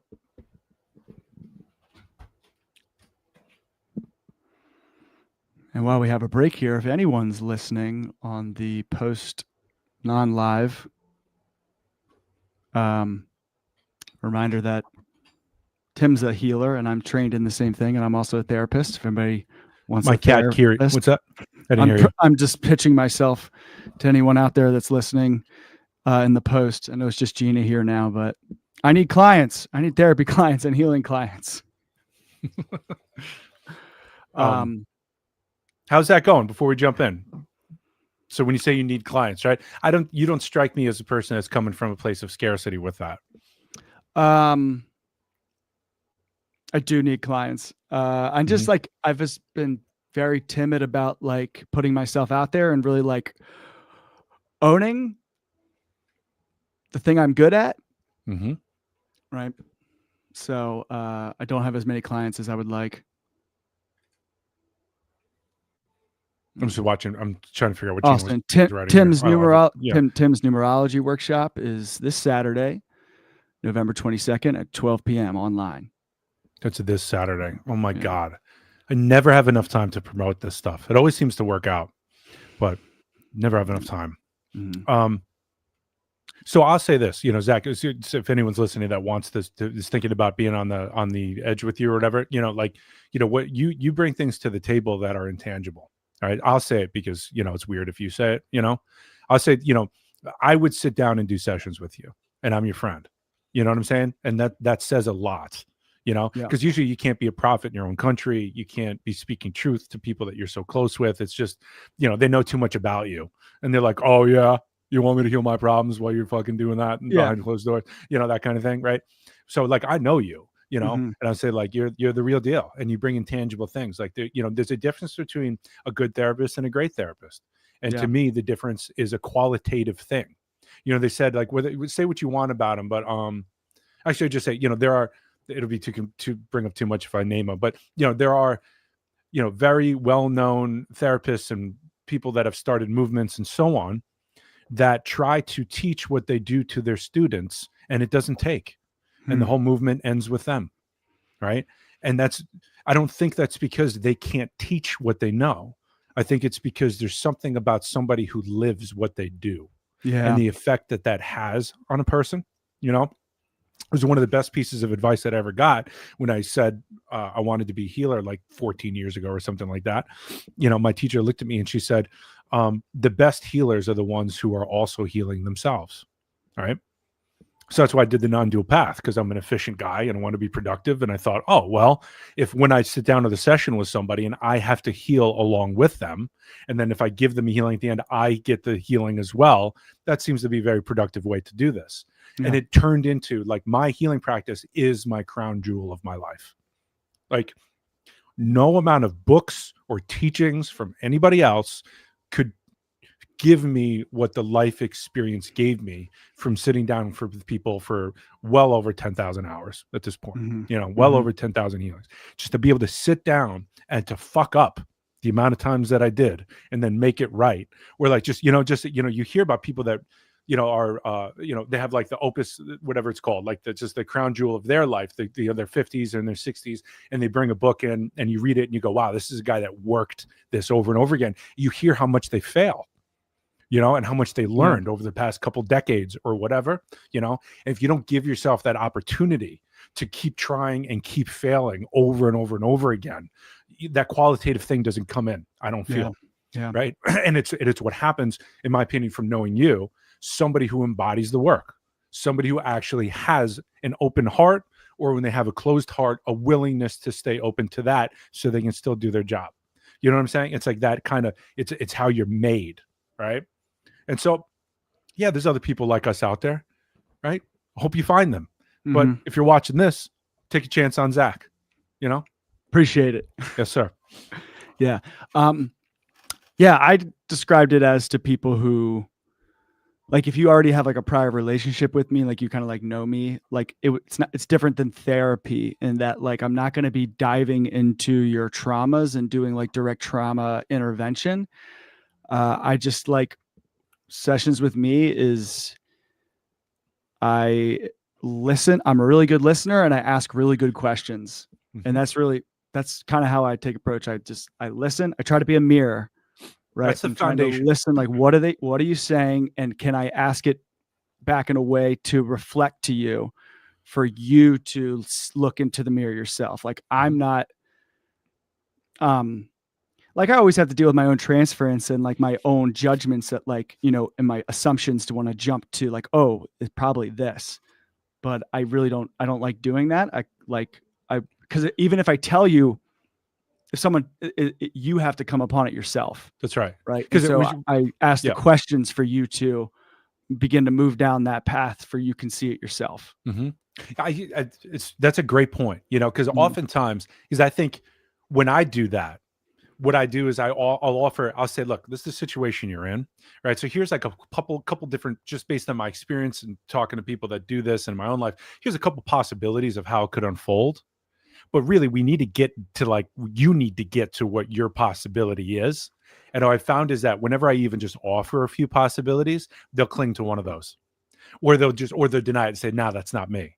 And I'm like, no, that's not what I'm saying. And as I thought, no, I shouldn't have even offered those damn possibilities, because it's just like what you're saying. I was actually saving myself from how uncomfortable it was to not go to a possibility, because that's like a safe place to land, instead to keep going into it and keep asking more and more questions. You know what I'm saying? And so my experience of working with you, even on this show, is that you pick up on stuff that I don't pick up on. I can be, I don't know if obtuse is the right word. No, we each have our strengths, and we each have It's our a better way blind to put spots. it. Right. Yeah. So I enjoy hearing your perspective, because I always get something out of it. Same. So anyway, yeah. All right. Peter Joseph. And let's jump into this by actually addressing what I affectionately call the activist industrial complex. We often hear activist movements being described as part of the democratic process uniquely. And if you ask me, activism is a form of antagonism, is it not? It would seem to actually be a failure of democracy, wouldn't it? I always found that strange. Oh, go out there and protest. It's part of your democratic right or force. But if people protest, that means that the systems of feedback in society aren't really working, so they have to yell at the wind for a while and hope for the best. That's not an efficient system of democratic input. It's almost kind of tragic that people would even think that. That's kind of silly if you think about it. But that's secondary to what I'm going to be talking about now. Today, every activist, commentator, writer, podcaster, filmmaker, every NGO and nonprofit, even every political party is in fact, as their first priority, going to be concerned with financial survival before anything else. And they will move towards necessitating that at the expense of true, honest intent. People often use the phrase selling out when motivations become more about comforts and gains in a given situation, as opposed to objectivity, autonomy, bravery, challenge, and so forth. But today, virtually everyone has sold out before they even begin. because of the requirement of financial survival, which is why the nature of activism as we experience it, whether via social media or news networks or books, films, whether on the street as well, is highly uniform in what it does. There's a distinct needed fashion inherent to the activist industrial complex, and perhaps the first thing to be sacrificed is the offering of solutions. People will happily listen to critiques and criticism, but the moment you say, well, here's something we can do to change things, everyone's back goes up for some reason, even in just conversation. It's very fascinating. And the only solutions that are to be discussed are, once again, in-system solutions as opposed to out-system solutions, as I've talked about. Out-system meaning solutions that actually challenge the very structure of the society, which is what rewards the activist agent via income and, for many by extension, status, be it sales, donations, sponsorship, YouTube followers, monetization, whatever. And the emphasis here isn't on the obvious nature of this reality, which is not profound to point out, as it's not just a problem for activists, it's a problem for literally everyone in society, as the old phrase goes, not to rock the boat. To move against the system is to slap the hand that feeds you, quite tragically. But to understand just how detrimental this basic force of loyalty truly is, because the limits of debate that result as a consequence of this homogenization serve as a form of paralysis in both the nature of analysis and the nature of action and influence. Pause here. Figured he's going to go into another thing. So I just want to, something that's dogging me. Okay. So he talked about as like activism or protest as a form of antagonism and a failure of democracy, right? Yes. I feel like I understand why he would say that, but at the same time, so just help me understand where I might be missing this. Because when I see that, I see, well, I just finished talking about how important it was to fail, like over and over and over again, you know? So like, if the system can tolerate failure, that's a good system. And if activism is a form of correction, if you will, you know, like sometimes I need to go tell somebody they're doing something wrong. To me, that's activism, right? Or I need to step up and say something that's difficult for someone to hear. To me, that's like a form of activism. So where am I missing this in terms of antagonistic thing? To me, it doesn't feel antagonistic. It feels like, yo, you're not listening to me.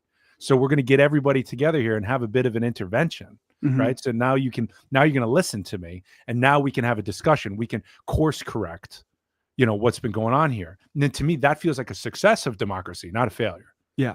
So where am I missing this? I get what you're saying. Based on what I know, what he talks about, he's coming from the perspective of a system, like a system, and just naming it, its outputs and inputs, right? So he's saying that the system, our democratic system, in theory, should, an economic system should be able to address these problems based on design, and activism is an outside thing of the system, right? It's some people coming from outside and saying, hey, here is, it's antagonistic in that way, where it's the point of the protest is to go in and antagonize it, to be like, hey, here's a problem. So, and that to me seems like it's a part of the system, though. It doesn't feel outside of it at all, the way I see it. So I guess yeah. So you know what I'm saying? Yeah, it's like yeah. that's still like the people that are protesting are still a part of the system. This is a part of the system. We're supposed to be allowed to do this, to, you know, gather in groups and discuss these things. Yeah. I guess he'll probably go, I imagine he's going to go, the activist, yeah, it's happening within the system, right? So it's not true progress, right? It's not something that can actually move it forward because it's happening within the confines of the system design, right? So I guess, because in order to be an activist, you have to still deal with what's going on financially and having to play by the rules of the system. But okay, so I have a client right now that is waking up to how do I put this simply? Okay. She strikes deals with like these oil tankers. She's like, you know, like on path to be like multi-millionaire and so on. And what we realized was that so much of this desire to be famous and rich and so on has to do with her own sense of worthlessness.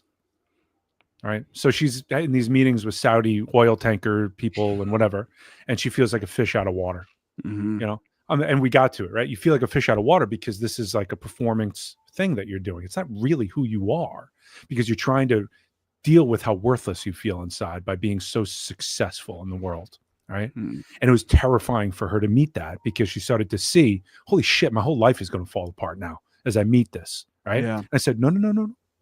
I said, what's going to happen? This is why you go slow. Because what's going to happen is some deals that you have going on right now, they're going to go through. Why? Because you're good at what you do. You've really got this good strategy to deal with your worthlessness, and it's good enough. You're going to make some money. And so you need to pay your bills. You need to do all this and that. So keep that ball in the air. Other balls, when you work through this delusion of how the worthlessness was driving your life and how you felt like you needed all this so much to feel whole and happy, as you heal that and get in touch with that, and you start to realize you don't need this, some balls are going to drop. Your life is going to clarify. And you're going to be like, you know what? I was chasing all these deals. It's out of there.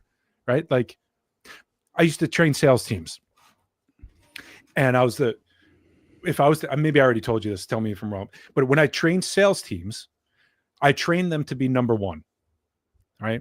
But when somebody who I liked would talk to me, maybe I'm having a beer with them after work or something like that, and they'd say like, they'd be talking to them. Whenever it came up, I'd always take the opportunity to say, don't be number one, be number two.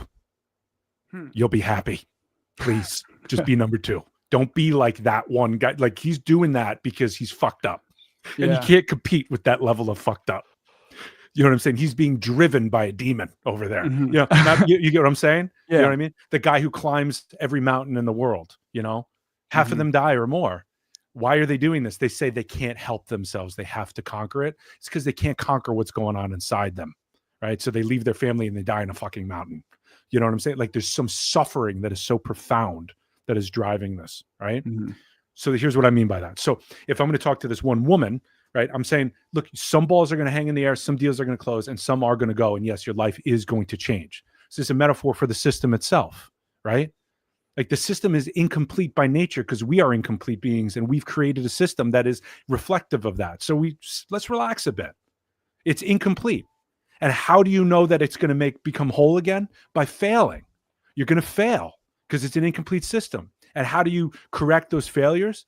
By people being activists and protesting and getting them and saying, we actually know a better way. And then you listen to that and you integrate it into the system and things change. Some things fall away and some things stay there and some deals close and some deals don't. But you go slow enough where it doesn't fuck a whole thing up. Right? You don't go, okay, I'm going to leave the oil business and just be a school bus driver. Right? And then I'm going to have 6 months of poverty and I can't feed myself. It's like, no, don't do that. That's a bad idea. Right? If you can't do that, don't do that. Right? So if you can't do that with the system, right, this incomplete system has to evolve and grow into a greater level of wholeness. How is it going to do that? It's not going to do that by being like, oh, everything's great and right. That's never going to force anything to evolve, right? It's by fucking it up. It's by failures. And how do you know that there's a failure? By feeling the pain of that and then hearing people talk about the pain that they're experiencing. And then there's a correction that takes place. Right. So again, I'm trying to understand the approach here because just right off the bat, I'm going, I don't get it. And we're only 2 minutes in. I get it. All right. Yeah. Let's just hang in there. Okay. Yeah. Yeah. Hang in there. Yeah. Because I'm not good at, I don't think I'm fully versed in his stuff. Right. Yeah. So you don't need to be Peter Joseph here. Right. Yeah. Do you get where I'm coming from at least? I get where I hear what you're Okay. saying. Okay. I hear what you're saying. All right. Let's hear him out the rest of the way. All right. I'll stop. I'm going to go back. Of this homogenization serve as a form of paralysis in both the nature of analysis and the nature of action and influence, normalizing the limits of debate. And I routinely point this issue out because self-awareness about the inherent cognitive dissonance is a productive position, as difficult as it is for people to emotionally take. Like an alcoholic, the person has to admit there is a problem occurring. We have to recognize this system-level gravitation to begin working against it, broadening the envelope and nullifying those reinforcing limits of debate. It needs to become fashionable, so to speak, to truly move against the system and not fear its reprisal. It needs to become a trend to want to propose radical solutions and methods because today it's almost non-existent. There's nothing that makes me cringe more than things like protest signs that say something like, change the system. We see that. It's become an emerging slogan. Yet few seem to know what they're even saying because there's no literacy on the issue, aside from programs like this that barely survive in this activist industrial complex, speaking from the wilderness to a very small group of people. People seem to think in this sort of change the system phenomenon that's in the periphery that change just means more regulatory intervention against markets, essentially, or the political system, or some kind of combination of the two. Not understanding that the only true form of system change has to move against the source of all the crises we see, which requires the dismantling of market economics. The abolition of capitalism is the only potential workable goal. In fact, I would go so far to say that the marginalization and limits of debate set forth by the vast majority out there in the activist community are doing far more harm than good. And I get it. Some say, well, it's better to get people talking about society and its problems rather than just talking about video games or celebrities, right? Well, of course, but to a degree. And it creates a normalization process, constantly reinforcing subjects and conditions that aspiring new youthful people begin to think that's what they should focus on if you want to join the club of improving society. No, that's not what you do to improve society. This is what you do to be part of the activist industrial complex and survive as a professional social critic or whatever. Greenpeace is an activist institution, is it? Or is it a business that makes money and pays thousands of people a bunch of money and salaries to support their lives by a small, narrow field of engagements, legal pursuits, and so forth? Is it really activist, or is it a self-contained group that has a limited range of debate that really runs in place? Just open any social media or seemingly progressive news platform, podcast, whether mainstream or grassroots, and you'll see this self-contained, homogenized, debate-limited spectacle repeat in a mundane loop, composed of observation, complaint, analysis of corruption, and if you're very lucky, occasionally some crude, vague, in-system set of solutions that have already proven largely ineffective. Or perhaps as an extension of that, they'll invoke historical concepts like socialism and the invocation of worker democracies or worker cooperatives and other really old world counter-capitalist conceptions that suffer from a lack of definition, first and foremost, but also weak historical efficacy. Such are the repeated subjects, observations, and proposals that have been deemed acceptable within the bounds of activist discourse. And it's tragic. It is a critical cognitive dissonance that must be understood. You must feel it. Everyone must feel it. They must accept it. The activist community has to realize it lives in this control system in effect. Because if you at least recognize the pattern and force, you can start to be more conscious. You can probe those limits, eventually breaking this entertainment and catharsis-rooted activist media cycle that has trapped pretty much everyone today in what is really a business and status-minded pathology. Remember, the most powerful form of social control is limiting people's sense of possibility. That's a great closing statement. So do you get where he's coming from a little bit more? I do. I haven't resolved the conflict that I have. Like it feels like he's talking about what I like to talk about, to be honest. Like he's saying, like, sort of wake up to the system thing here. Once you're conscious of it, like let's call that the original wound or whatever, right? Once you're aware of what's going on there, now you know what's going on, right? Like say, okay, here's he's coming into a relationship with the disease and he doesn't have a solution for the cure yet, but he's helping people know how to come into a relationship with the disease, right?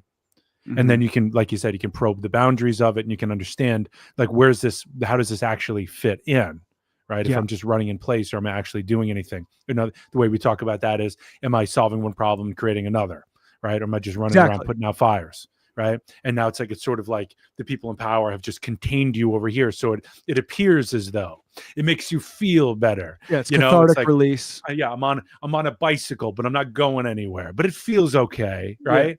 Yeah, yeah. So okay, so I get that, but I'm going to keep pushing for this because I don't want to be another guy that just says that.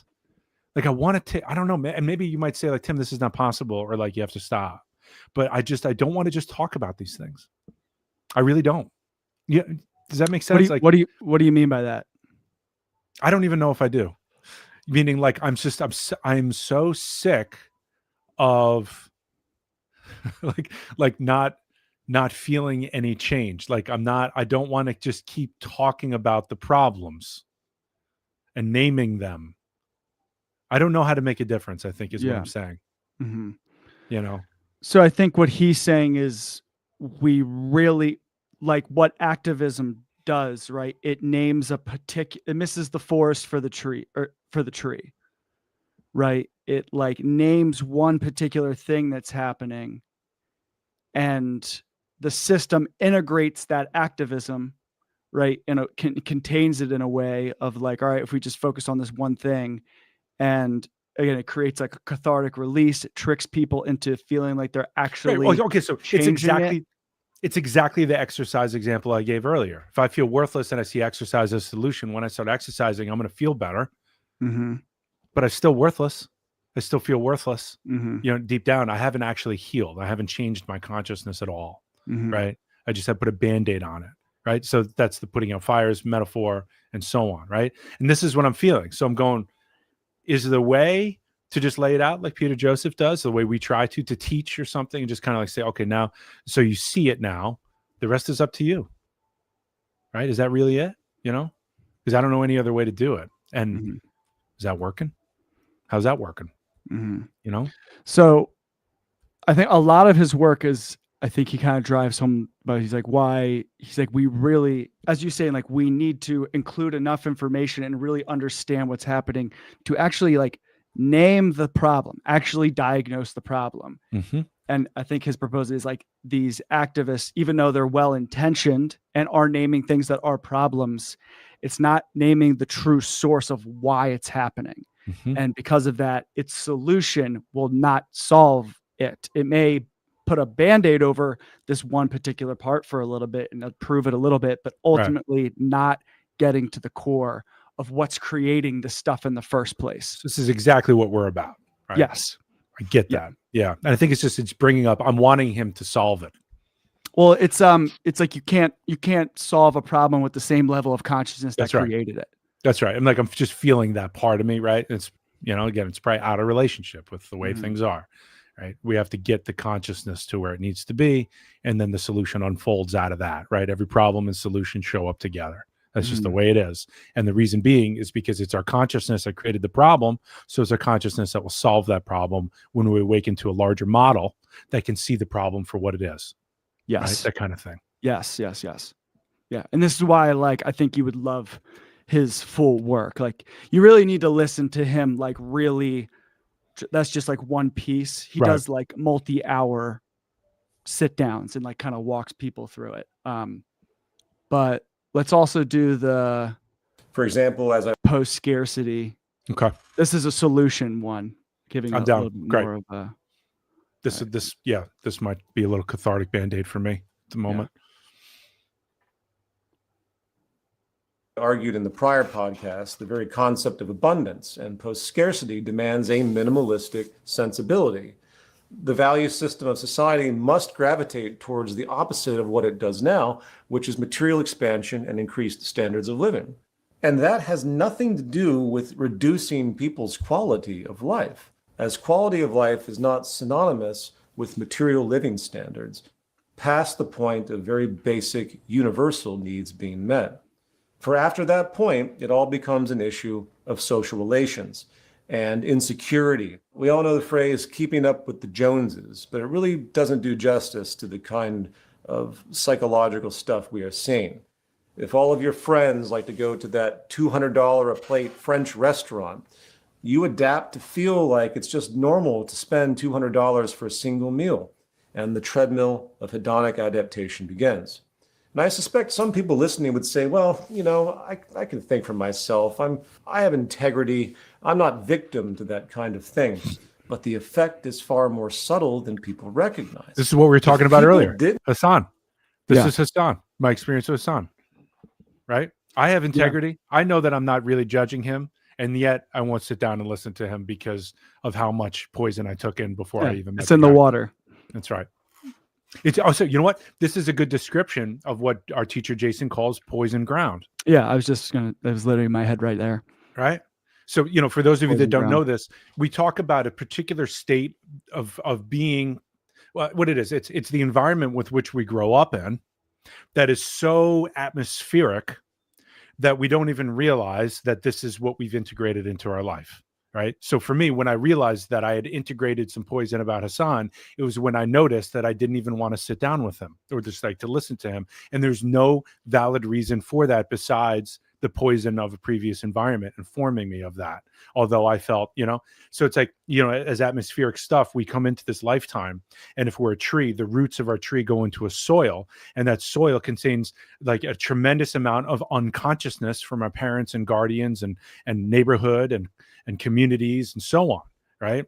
It all filters down into the soil with which our consciousness grows. And so we're going to have some things that are great and some things that are totally invisible to us, right? And we call this territory the invisible, obvious territory. Because like for me with Hassan, it was obvious. The invisibility of the poison going in became obvious as soon as I saw my reaction to him. I went, ooh, I have been poisoned. And this is going to take some work to alchemize that poison so I can have a normal, healthy relationship with Hassan, which is what I deeply want in my life, metaphorically speaking. Okay. All right, we get back. Let's go back a couple seconds. But the effect is far more subtle than people recognize. If people didn't generally adapt to social inclusion requirements, we would have a very different world today. Today, a person without electricity is considered to live essentially in poverty. Yet, for the majority of humanity's existence, there was no electricity. Does that mean everyone prior to the state of electricity was in poverty? No, obviously not. It's a relative notion. Once you move past abject deprivation, poverty is a relative notion. And no, I'm not sitting here saying we should regress our world to one without electricity. What I'm saying is once we acclimate to a certain level of benefit, technological benefit usually, it's very hard to reverse. And the simple fact we call something like that poverty shows the mindset, shows the cultural conditioning. So to be clear, it isn't that we want to stop technological advancement or become Luddites. It's that this basic knowledge and recognition of our ongoing dissatisfaction with material life as a consequence of step-by-step societal adaptation to force these material luxuries into normality, endlessly turning wants into needs and necessities, is far from healthy. And of course, it's largely driven by the growth nature of our economy, moving the needs of the system into the sociology and hence psychology of the cogs in the system, which is us. And my point here is that there is no debate. The only viable value orientation a society can possibly have in regard to material existence is a move towards simplicity and dematerialization. Anyone that tells you otherwise is insane, because you have to respect the homeostatic balance of your ecosystem. And again, it doesn't mean everyone has to live in a straw hut somewhere eating grubs. You can determine the viability of a species' material standard of living by analysis of the environmental impact alone, seeking homeostasis. And the beauty of the trajectory we are actually on, if we were to embrace it properly, is one of doing again more with less, focusing on efficiency, which means it's absolutely conceivable that people... I just want to get the closed caption out of the way. So it just says the trend of design efficiency will allow increased material standards of living without increased environmental footprint.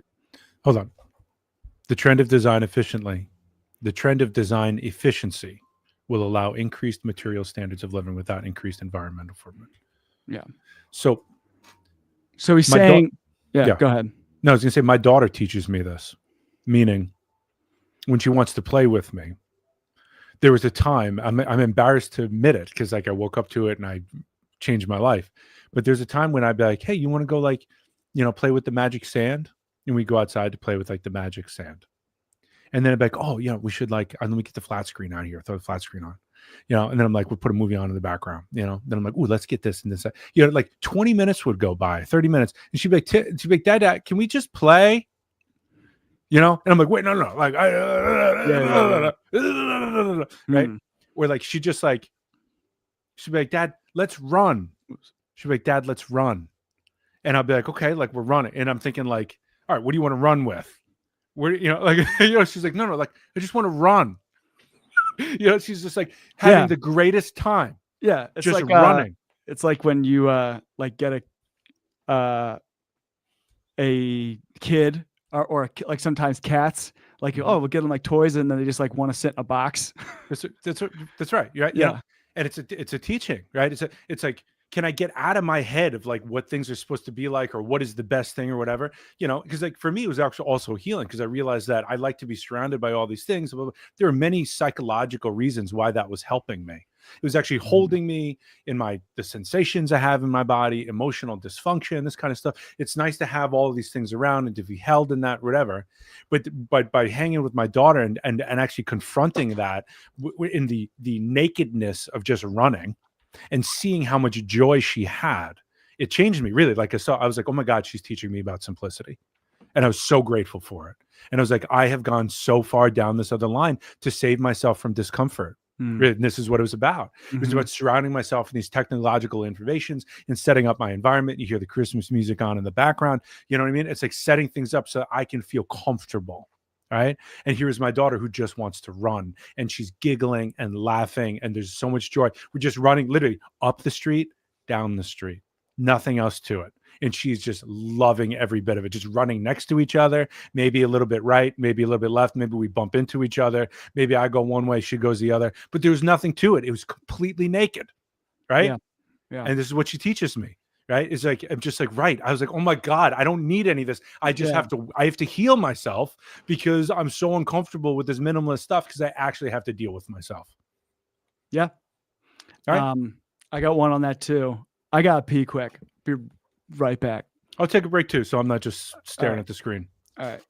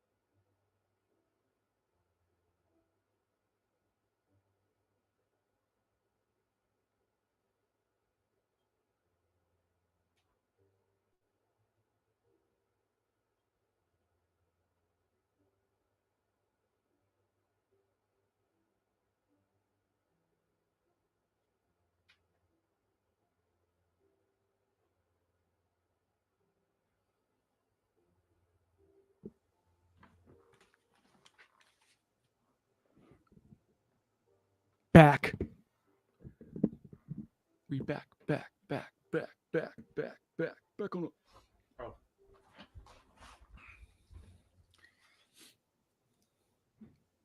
Did I take too long? Sorry. No, I just got back. All right. So, no, I had a similar, when I went traveling through Europe, I did like backpack trip in Europe. That was my biggest teaching from that. It's, one was like, no matter where you go, there you are. And also, at least for me, it was Thanksgiving. I was in Ireland and I went to see the Cliffs of Moher by myself. And just when I was there, it was beautiful, like incredible, but also like I was there by myself and the big realizations, like, this is all cool, but after a while of just doing it by yourself, it's about like people. I like sharing the experience with people. Like if I just had a friend here with me, it'd be so much better. Because if I'm just doing it by myself, yeah, it's beautiful to see and I appreciate that, but also like what I really want is the experience life with others. Mhm. Right? It's not about, where you are. I wonder if people listening to this could feel it too. When you named that, I felt that pang in my gut, in like my solar plexus of like, I wonder if it's like a form of grief where it's like, you're experiencing something that's so loving and wonderful and amazing, right? It's something that you want to share, right? And there's no one there to share it with. Yeah. Right. Like when you said that, I felt this pang in my, my belly. It was just like, oof. Right. Right. And a lot of people call that loneliness or this or that, whatever. Right. So I'm saying that because I think I think a good reaction to that, or, way to be informed by that is we need to be with each other. Right. And we're built for that. Mm-hmm. And then here's the other side of that though. Right. I went through that 7-year illness. There was a lot of time. Like the major thing about being so ill for that long was that I didn't think, at one point I realized, it wasn't even about thinking, I realized that nobody would ever understand what I was going through. It was a big moment, right? It's like that moment when you're looking at this wonderful thing and there's no one to share it with, right? I was like, oh my God, like no one is ever going to understand this level of suffering. And it freed me. Like when I really took that in and got it, it was like, oh, okay. So I don't need to share this. In fact, I can't. This is just for me. Yeah. I was like really, it was like, took years for this to finish like unfolding in my life. This realization was a profound gift. Because what I realize now is like, it was working a muscle in my system to be able to bear that it was just some parts of, like, there's a whole side of life that's the personal side of life that's just for us. And so now it's like it resolved that part of me that felt like I needed to share something with someone to have an experience or to feel like I had that experience, or like okay, now that was real because I shared that. You know what I'm saying? And it worked this other muscle where it was like, no, this is me in life. This is me experiencing this with God. This is whatever your language is. It's me and reality. And that's enough. Yeah. So you're sharing the other side of my lesson. Right. Okay. So, right. Right. But that's what I mean. There's space for both of those. Yeah. That's what I was saying. It's like the same thing. Right. Mm-hmm. But if unless you have like a 7-year illness with all these perfect things where everything's falling apart, you lose everything, whatever, like who's going to be willing to go there to work that muscle? Right. So there's something about this cooperative, like it's like that's not everybody's path to have that realization. Some people you don't need to have every life experience. Kind of thing. You know what I'm saying? Mm-hmm. Like there's a karmic gravity to all of this. And yes, we have some choices within that gravity and the flow of things, but we're still just a wave in the ocean. And I don't think it would be worth it for somebody that wasn't with a 7-year illness to pursue what I'm talking about, to try to achieve that level of whatever. Like you don't need that. Like, trust me, you don't need that. But I do feel like a consciousness samurai because I have that experience where like I've just become much more quiet since then. Like I just don't share. I used to share everything with everyone. It was like everybody needs to know everything. And now I feel like good. Like everybody knows, like, and now I've shared experiences and isn't this all great, And instead I just don't anymore. And like I choose from a much different place. Like the things that I talk about and what I say, it's much more like intentional. Like I'm choosing to share this because there's much more than me just trying to share this so that I feel like I'm a part of something, anyway, I don't know. I just wanted to mention that, because it's like, I felt that pang of like not being able to share it. And I thought, would it be worth it for people to do that work? That I thought for some, right? If it's appropriate. It's like, life shows you an opportunity. Yeah, go work that. Go get to have this experience now because you're not going to have all those. You'll have this experience. Yeah. Okay. All right, we Hey back. guys, you should play music when there's bathroom breaks. Yeah, we should. Again, that's Usually- right. If we had a producer to just be like, "Hey, do this," because I'm thinking about like, now I gotta pause this and I gotta do this and then I gotta go to that. I had to pee so bad. I was like, What we'll do is on the Third Thing Network channel, we'll create commercials. And so before we go for a break, we'll just play a commercial or something. So I'm gonna go back a couple seconds. All right. The trajectory we are actually on, if we were to embrace it properly, is one of doing again more with less, focusing on efficiency, which means it's absolutely conceivable that people could move into ever increasing high material standards of living while actually having no detrimental footprint on the planet.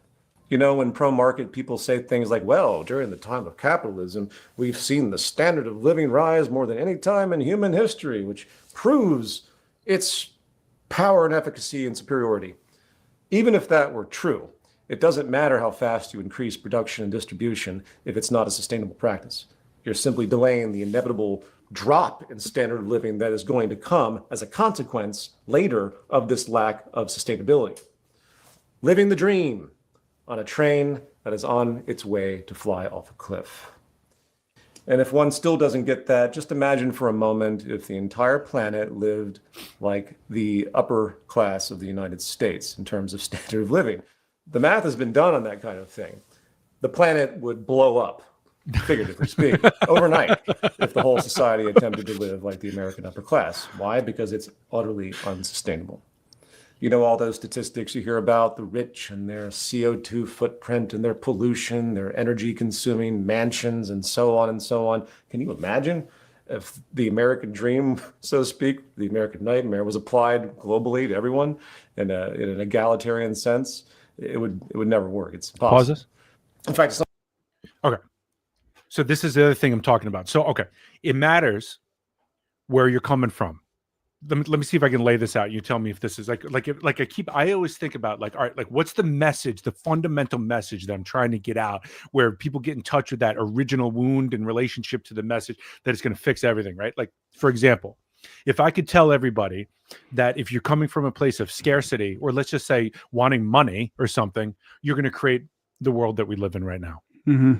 But if you understood the nature of reality was such that scarcity and abundance aren't exactly in the model that we're talking about here, and it's about being awake and in relationship to what is and trusting the unfolding of life, right? Then yeah, you might have to steal every now and then or do something that's not perfect every now and then to survive if you get into trouble, right? But you don't make a life out of lying to yourself. You know what I'm saying? Like you might have to do a few things that are immoral or unjust or whatever, right? Like, you know, like with what's going on in the world right now, I thought about it, right? If I saw someone stealing in the store, I'd look the other way, right? But if everybody started stealing, I would have to stop that because that can't happen, right? Yeah. Right. So that has to fit within the model of what I understand is going on and why I'm going to allow certain imperfections in that way, right?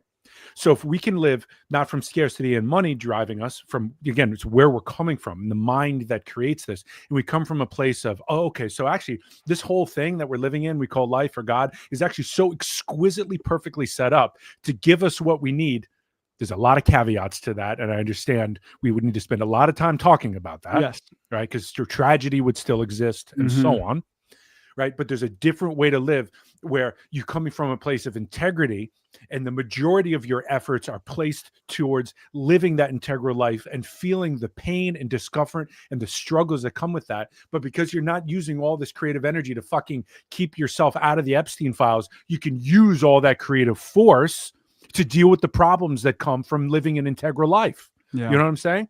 This is the moment when people realize, oh, I spent my whole life trying to avoid this pain. Wow, when I stop doing that, I feel this pain. And I'm like, yes, now use all that energy that you're using for all that other bullshit to focus on this one thing. This is the simplicity. This is the movement from an overly complexified life, which is born from avoidance of suffering, back to the simplicity of it, where you have everything that you need to bear this one wound that started when mom, dad, or whoever you grew up with fucked you up. Mm-hmm. You know what I'm saying? Mm-hmm. And to me, that's the shift that everybody, but nobody's going to do that unless they really get that this is how reality is built, right? So simulation theory might be something that we need to look at some point, because simulation theory is not very far off from how I understand how life works from a mystical perspective.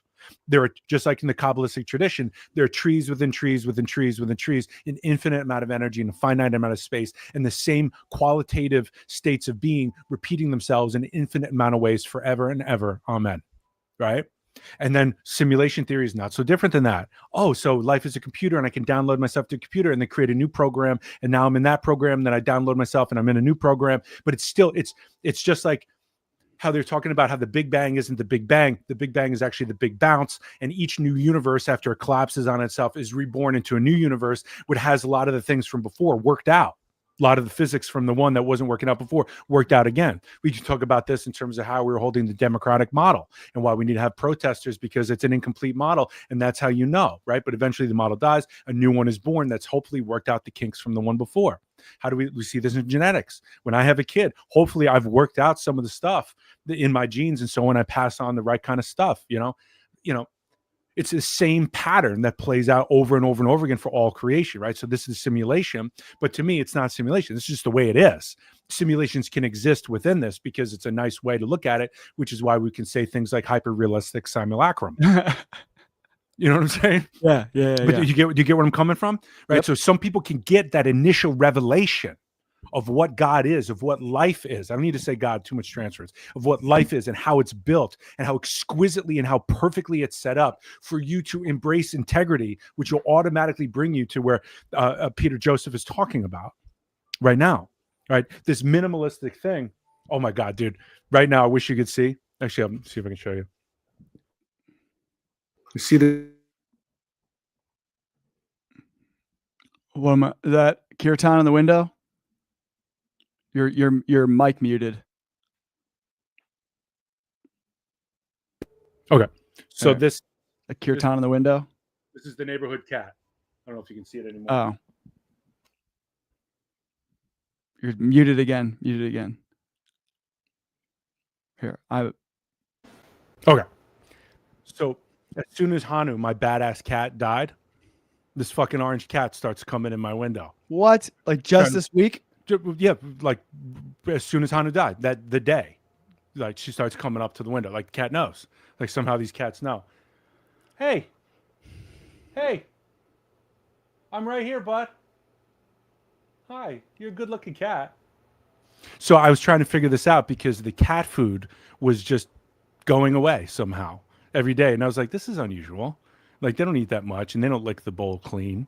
I'm like, what's going on? I realized there's this neighborhood cat that's letting her in my house and eating all the cat's food.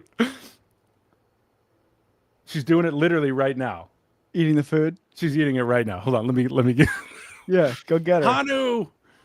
Oh, there she goes. Ah! This cat is fearless. Orange cat? Yeah, it's an orange cat.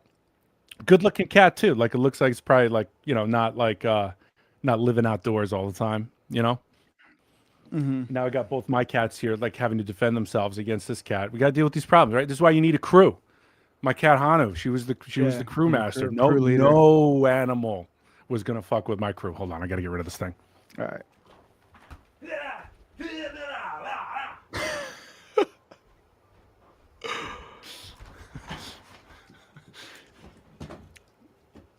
I want to befriend it, like the skunk. Yeah. I do. Yeah. I Cats do. are magical. But she needs to know. This cat needs to know that I can't be paying for all her food. Yeah. Can't We eat afford high it. quality food, cat food over here.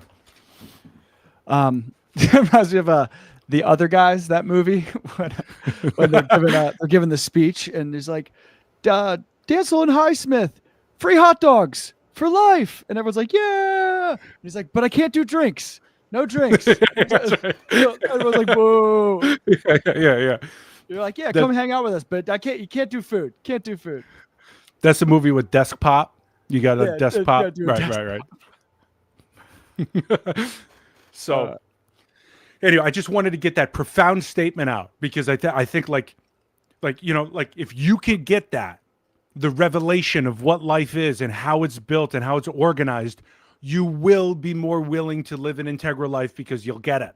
And you'll understand that it's a different way of living, one where you're not trying to get somewhere where all your problems are okay. In other words, the pursuit of happiness. You're dealing with your problems moment by moment as they come because you have everything that you need to deal with that. Most of us. Some of us are fucked up, so on. We need help. But it puts us in a better position to do that too, I think. I think it's a worthwhile experiment. Don't you? I do. So I don't Hang know. in I don't know. there. I don't hear anybody else talking about that besides spiritual people, like religious people. You know what I mean? Nobody talks about how life is built this way unless I hear it through like scripture or through like channelers that use like a crazy language or something. You know, like those are only two people that I see, and I'm trying to be this like relatable guy. That's Bridging the gap. Yeah, I'm trying. Yeah. You know, but it's not, and it's not coming from a place of, oh, here's how you bridge the gap. I'm saying like, oh no, this is how I see it, and this is process. this is gonna bridge the gap. Like this is the only fucking way that I see that can get people to they just be willing to do something that is so scary and anti what Peter Joseph is talking about here in terms of like, you know, the way things are versus like how we need to look at it and where we need to go. You know, Truly going against the grain. true, and it's not even going against it. It's the grain. We're going against the grain now. You know what I'm saying? We're like by avoiding our lives and pursuing money and trying this pursuit of happiness and trying to like get to some place where everything is okay. When it's that only, then we're against the grain. Or there's like no grain or something. Yeah. So like stepping into the real stream. That's what I'm saying. Like what are we doing? We're not even in life, you know? Yeah. And this is like to me, it's like this seems to be what everybody is doing. This cat is back. He's gonna have to deal with him. I'm gonna You let got a new cat.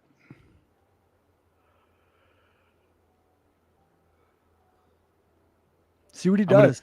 I'm gonna move the food right next to me. That's what I'm gonna do. I'm gonna skunk it up. This is how I befriended the skunk. Right. I made the skunk come right next to me, and then eventually he was like, "Yeah, we're cool. See, I didn't kill you. Go get We're him. good." That's right. Hold on.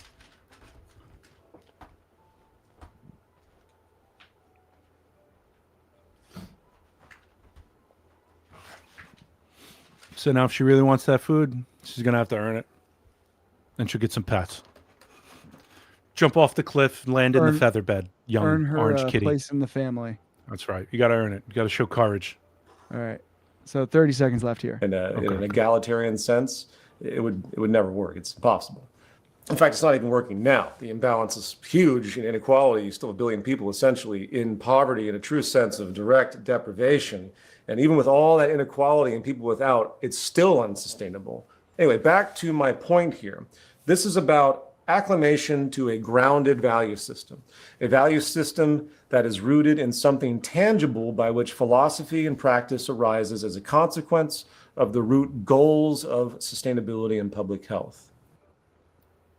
Okay. Yeah. So Right, but you must be willing to bear it. That's the thing, right? We can't on a mystical perspective, we can't receive this larger model of government and politics until we allow ourselves to receive it. And how do you do that? Well, the main thing is human beings save themselves before they get what their true heart's desire really gets or has the capacity to do it, because their wounding gets in the way and they freak out and you fuck it up, right? To continue the abandonment wound thing, right? I want friends around me all the time. Why don't I have it? It's not because I'm a piece of shit and not because I'm smart and fun to hang out with. It's because certain dynamics in the relationship bring up my wound and then I blow the whole fucking thing up. Like that's what happens. It's just a wound that keeps playing out, right? And so we've all got our own versions of this. And the reasons why we don't receive our true heart's desire, which often is very much connected to what we didn't get as a child, right? It's like, and then once you get that and heal that, then the next level shows up and you can start to really self-actualize and be of service, right? That's my goal. I just want to be like a saint or a rainbow or whatever it is when you self-actualize. Maybe not this lifetime, right? But eventually I'm working towards that place where it's like, all right, I've healed my childhood wounds, so I'm not like so desperate to like be famous, right? Rabbit Hole gave me that, like right off the bat. Like I was just like, oh, I see what it's like to like be like somewhat famous. I was like, checkbox, I'm out. I'm never doing that again. You know, I don't need that. That didn't solve all my suffering.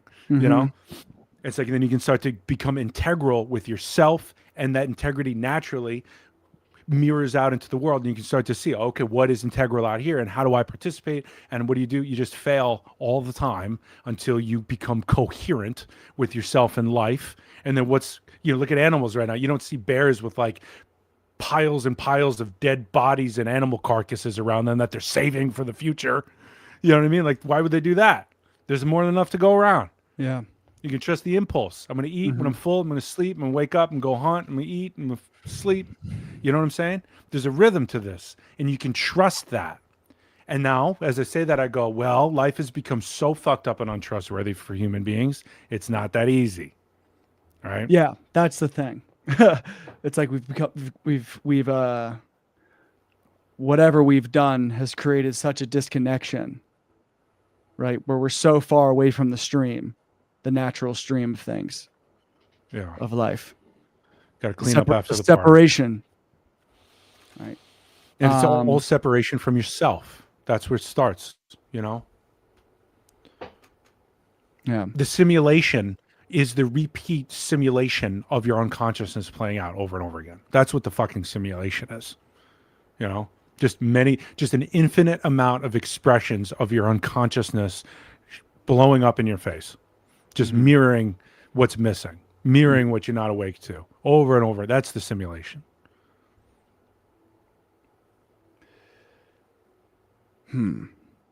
Just sitting with that one. There's other simulations too, like literally creating a simulation, right? Things like this, right? But it's still like, why are you doing that? Where are you coming from?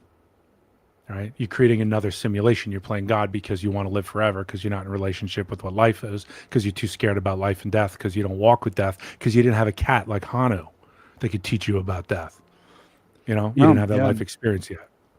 Yeah, you know, that's really so much of these like ego, especially these new tech guys, it's just they're doing all this to run away from death.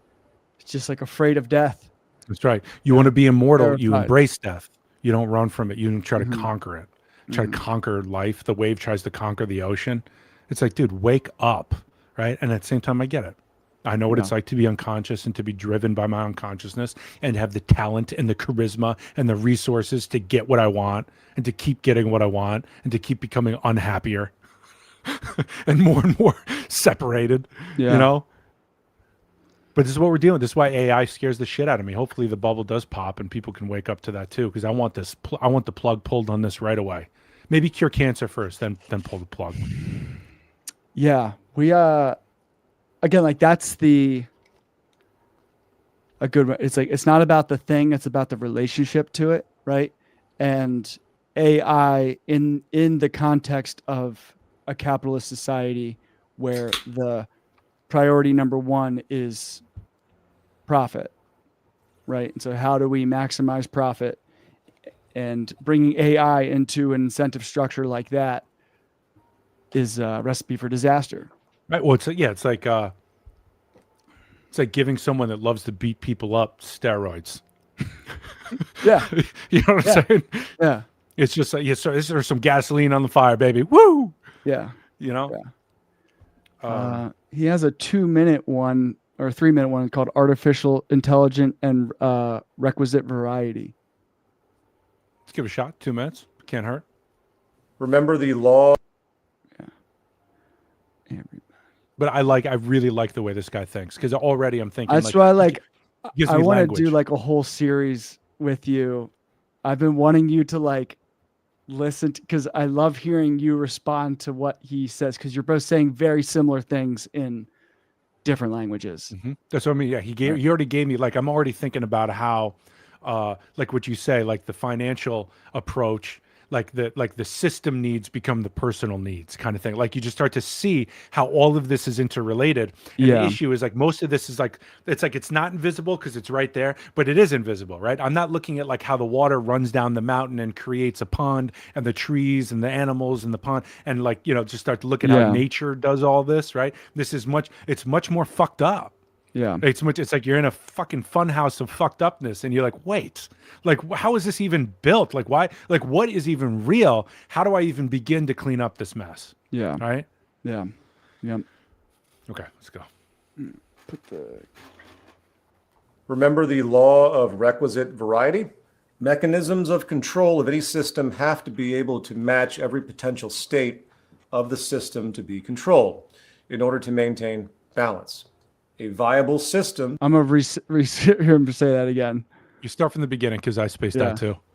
I was like, what is life but the accumulation of all life experience and the consciousness that relates to it? And I was like, oh, wait, we're live right now.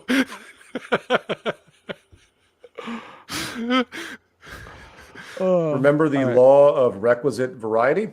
Mechanisms of control of any system have to be able to match every potential state of the system to be controlled in order to maintain balance.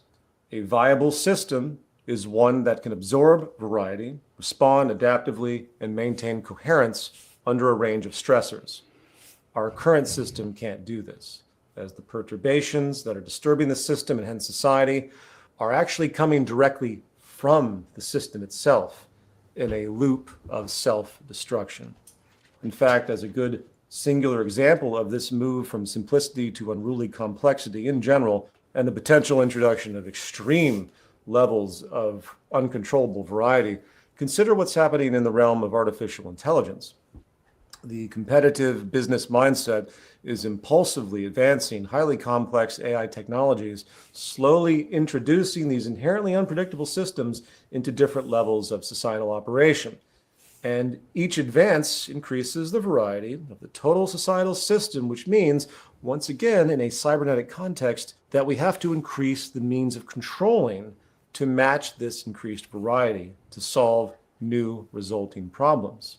And ultimately, you have to have human conception and expectation there as well, with some type of, in this system, regulatory or legislative approach to attempt safeguards. And that leads to another problem to consider. How can our old primitive government law system possibly know everything that can go wrong as we move into such complexity? The modern apparatus of control, if you want to call it modern, through the legislature and hierarchical regulation, has already failed miserably for many other far more simplistic problems in situations with less variety. This is why Stafford Beer didn't look at hierarchical structures as just oppressive, but also deeply inefficient when it comes to dealing with system complexity. And what will increasingly happen, as per the prior analogy, is once one particular problem is solved, 100 more will have already appeared, and then 100 more on top of that. So anyway, to summarize this tangent, we are, as an advancing technological society, haphazardly layering complexity upon complexity, hoping ancient systems and ideas of regulation can match the variety we're creating. And when you bring that back to the level of democracy, and which government in its most fundamental definition means system management, it becomes clear that the nature of democratic participation and societal administration must have enormous flexibility, far more than what we're dealing with today, to, again, match the variety. Okay. Can you go back to the beginning where he gave that definition? Yeah. Because it felt like that was just a wonderful, very clear definition of what I was talking about in terms of what it takes to live a healthy life. Mm-hmm. Let's hear this again. I want to see if I got that right. Yeah. Remember the law of requisite variety? Mechanisms of control of any system have to be able to match every potential state of the system to be controlled in order to maintain balance. So when they That talk part- about the next sentence too, right? But just good that you paused here, because when I hear control, I hear mastery, self-mastery. So control, that also means letting go. Yeah, right? yeah, not like restricting control. Yeah, I'm not controlling everything. I'm in control because I'm in relationship to what's the here. ability to have an effect on it. Right, work like- with it skillfully, Yeah, if you will, right? yeah. Yeah. A viable system is one that can absorb variety, respond adaptively, and maintain coherence under a range of stressors. Here you go, pause. Yeah, That's that it. one right there.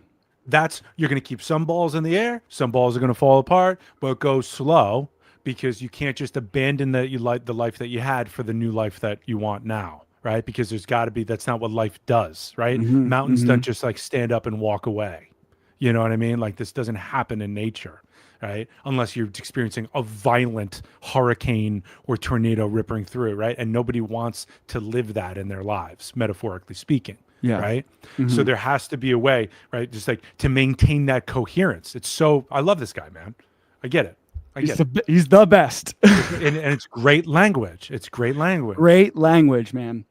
And yeah, he used very like academic language. So I'm trying to learn how to say what he's saying in more layman's terms for like, people who aren't like into it like this. Mm-hmm.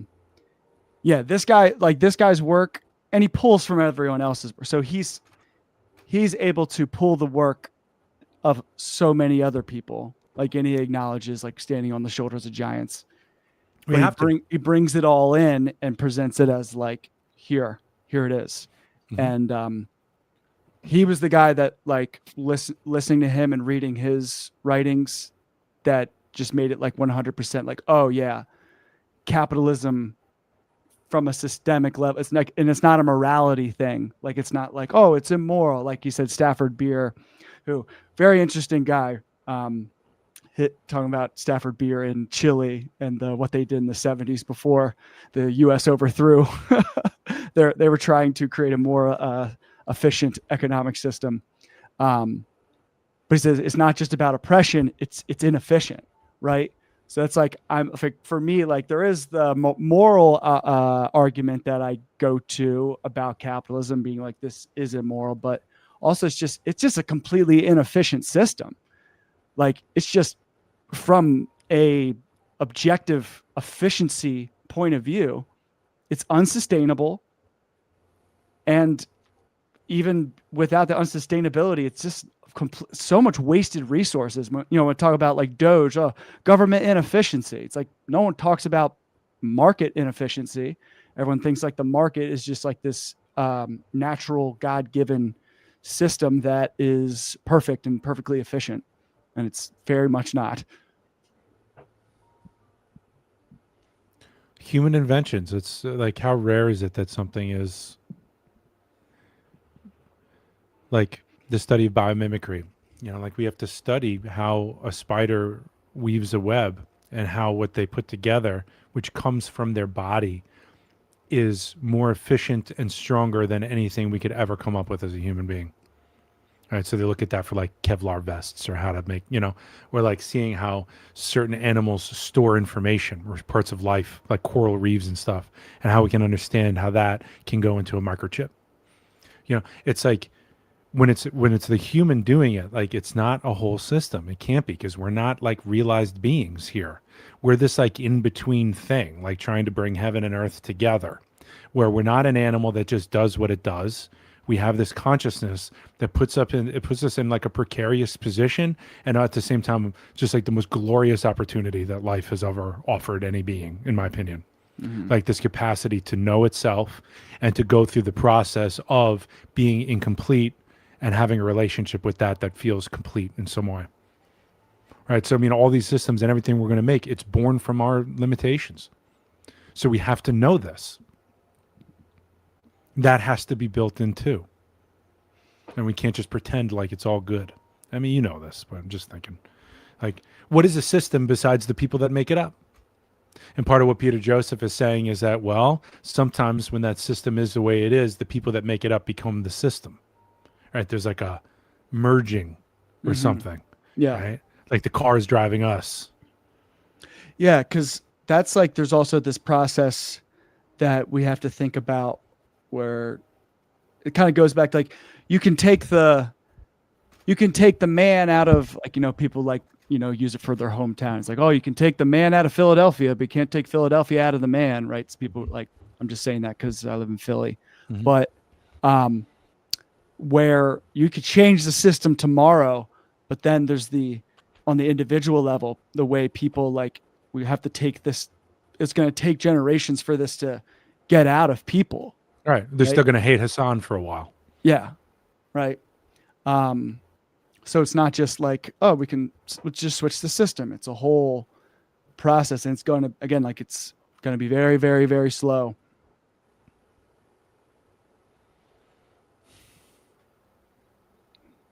I quit. Cool. I'm not hanging in there. No, no, I'm saying I didn't even mean on this live stream. I meant live. Like I'm like, yeah, I can't I'm hang over. in there. I can't hang in there. But I'll I'll hang in with that. I get there sometimes. I'm like, fuck. That's why I'm just like, if like an apocalypse happens, I'm like, am I really gonna really prep, or am I just gonna be like, all right, not meant for me? But that's a good thing about having people or animals time to take care of. You know, if it's just you, you're like, no, take me, God, see ya. Yeah. But if you have other people to take care of, keep you in the game a little bit. Right. So, I mean, that's why I want to look at some of these Gen Z protests too, because my understanding is that the younger generation, the youth, is very happy to overthrow the governments because they don't have that much stake in the game. Right. You don't have a family that's like settled into a system and you have a job that feeds your family and this and that. Yeah. Right. So Gen Z is like, let's fucking just get rid of it, Yeah. you know? And you can't, right? But you have to also acknowledge that some people want that, right? And it's like just such a fucking clusterfuck. Yeah. And that's where like the next part comes in of how do we actually move away from revolutions and actually evolve, right? Because if it's just a revolution, you know, we're just doing a circle, like spinning around, like, okay, but actually, what have we changed? What's actually evolved? Or is it just new people in the same system, right? Right. So, Right. Like moving cities, creating the same problems you had in the other city. yeah. So 'Cause it's that's the why where consciousness. the danger comes from, you know, people having nothing to lose. The positive side is that they're more willing to be like, all right, let's change this system and get rid of it. But on the other end of it, it's also not having anything to lose can create a lack of grounding of like, all right, but what are we going to replace this with? Because we can't just burn it down and then just not have. Is it anything. literally me in my 20s? Literally. Yeah. Like the whole reason why I was able to do what I did is because I felt like I had nothing to lose. And right as I was at like a certain kind of rock bottom in my life, David Weiss showed up. Like truly, you know, like it was like I have no reason to live. I haven't figured this out. You know, everybody keeps dying. I'm done. It's like I'm not going to kill myself, but like I can't get out of bed without a beer. So like things are pretty finished as they are. You know, it was like, you know, still healthy enough and still okay enough with everything. I was like I could keep going, but then somebody offered me a different reality. You know, a hyper realistic simulacrum where 9/11 was an inside job, Boston bombing was a part of the big three, included with Sandy Hook, crisis actors, giants roaming the earth. Dude, I want to revisit some of these Yeah. conspiracies again. Because at least for like when I think about like 9/11, I'm kind of like the position of it's more of a don't never let a good crisis go to waste situation more than a like people literally. From were like, I totally I admire my dad because he was like really not happy with me. You know, and he was like, I took me like 15 years to get to what he seemed to naturally know. And he's not even into it, meaning like he was just sane. He just didn't grow up in the environment that I grew up in. So it took me an extra 15 years to get to his level of sanity so I could look at it and go, oh, that's how it works? Like things can look a certain way, that's for sure. And what I don't know how everything works in a really detailed, nuanced way, it could really look like a number of crazy things. You know, this whole thing could be connected to that comet that's coming our way. And I could have a real good narrative about that. And you know what? I can make some good money talking about this. And I can actually get a whole slew of women. This is great. I was like, This is I'm great. famous. This is a great narrative. You know, they're all out to get us. Come on in. You know, it's like, you know, it's, Yeah. but it was that the ungroundedness. Yeah. Anyway, I had nothing to lose, man. And thankfully, I just didn't die, and I found healing very quickly. You know, because those of us, and we'll have them on the show that didn't pursue a path of healing, are still very much locked into that paradigm. And David, if you're listening, we're going to have you on at some point. You know, when it makes sense. Yeah. What the conspiracy, especially like 9/11, touched for me as someone who was like conservative, right, at the time, or identified as that. It touched my injustice piece of like they did this to us, and I got really mad about being lied to.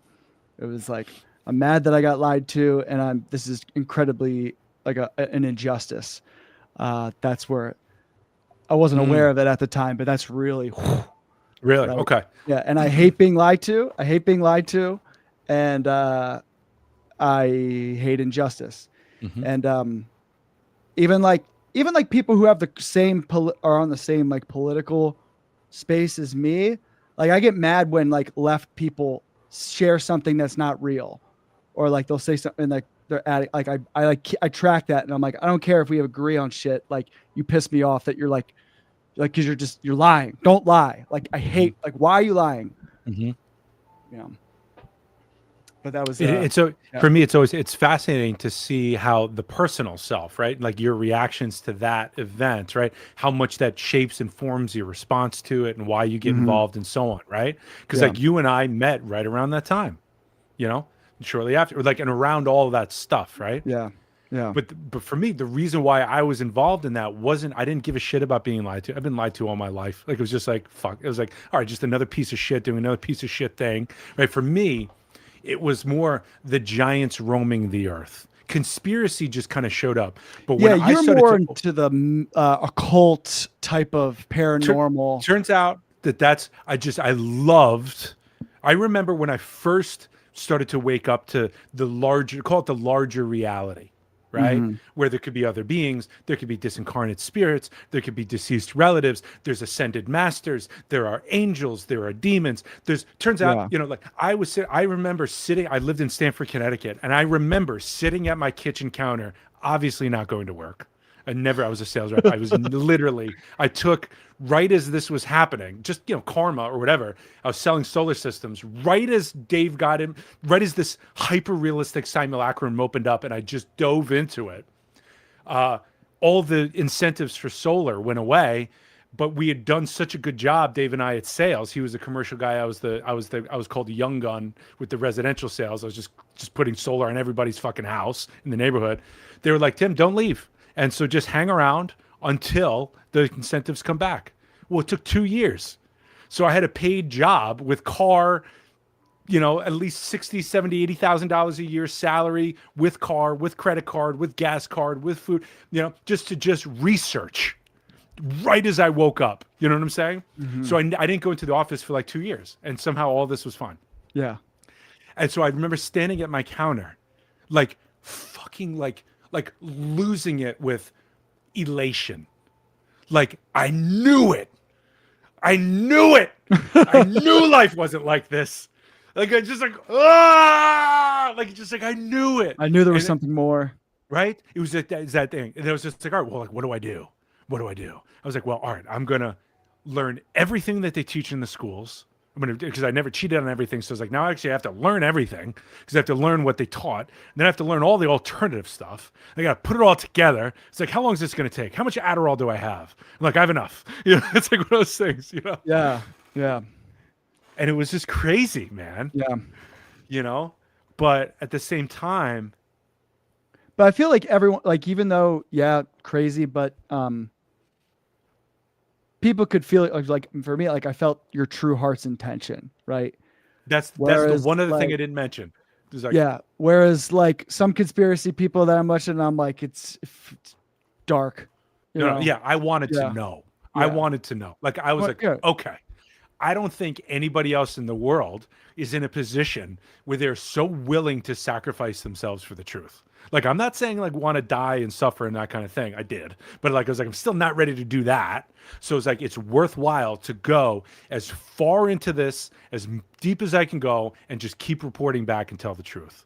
Because I felt there was no other reason to live. I had no reason to live. And then I was given this other whole fucking reality on my doorstep. And I was like, well, I'm going all in.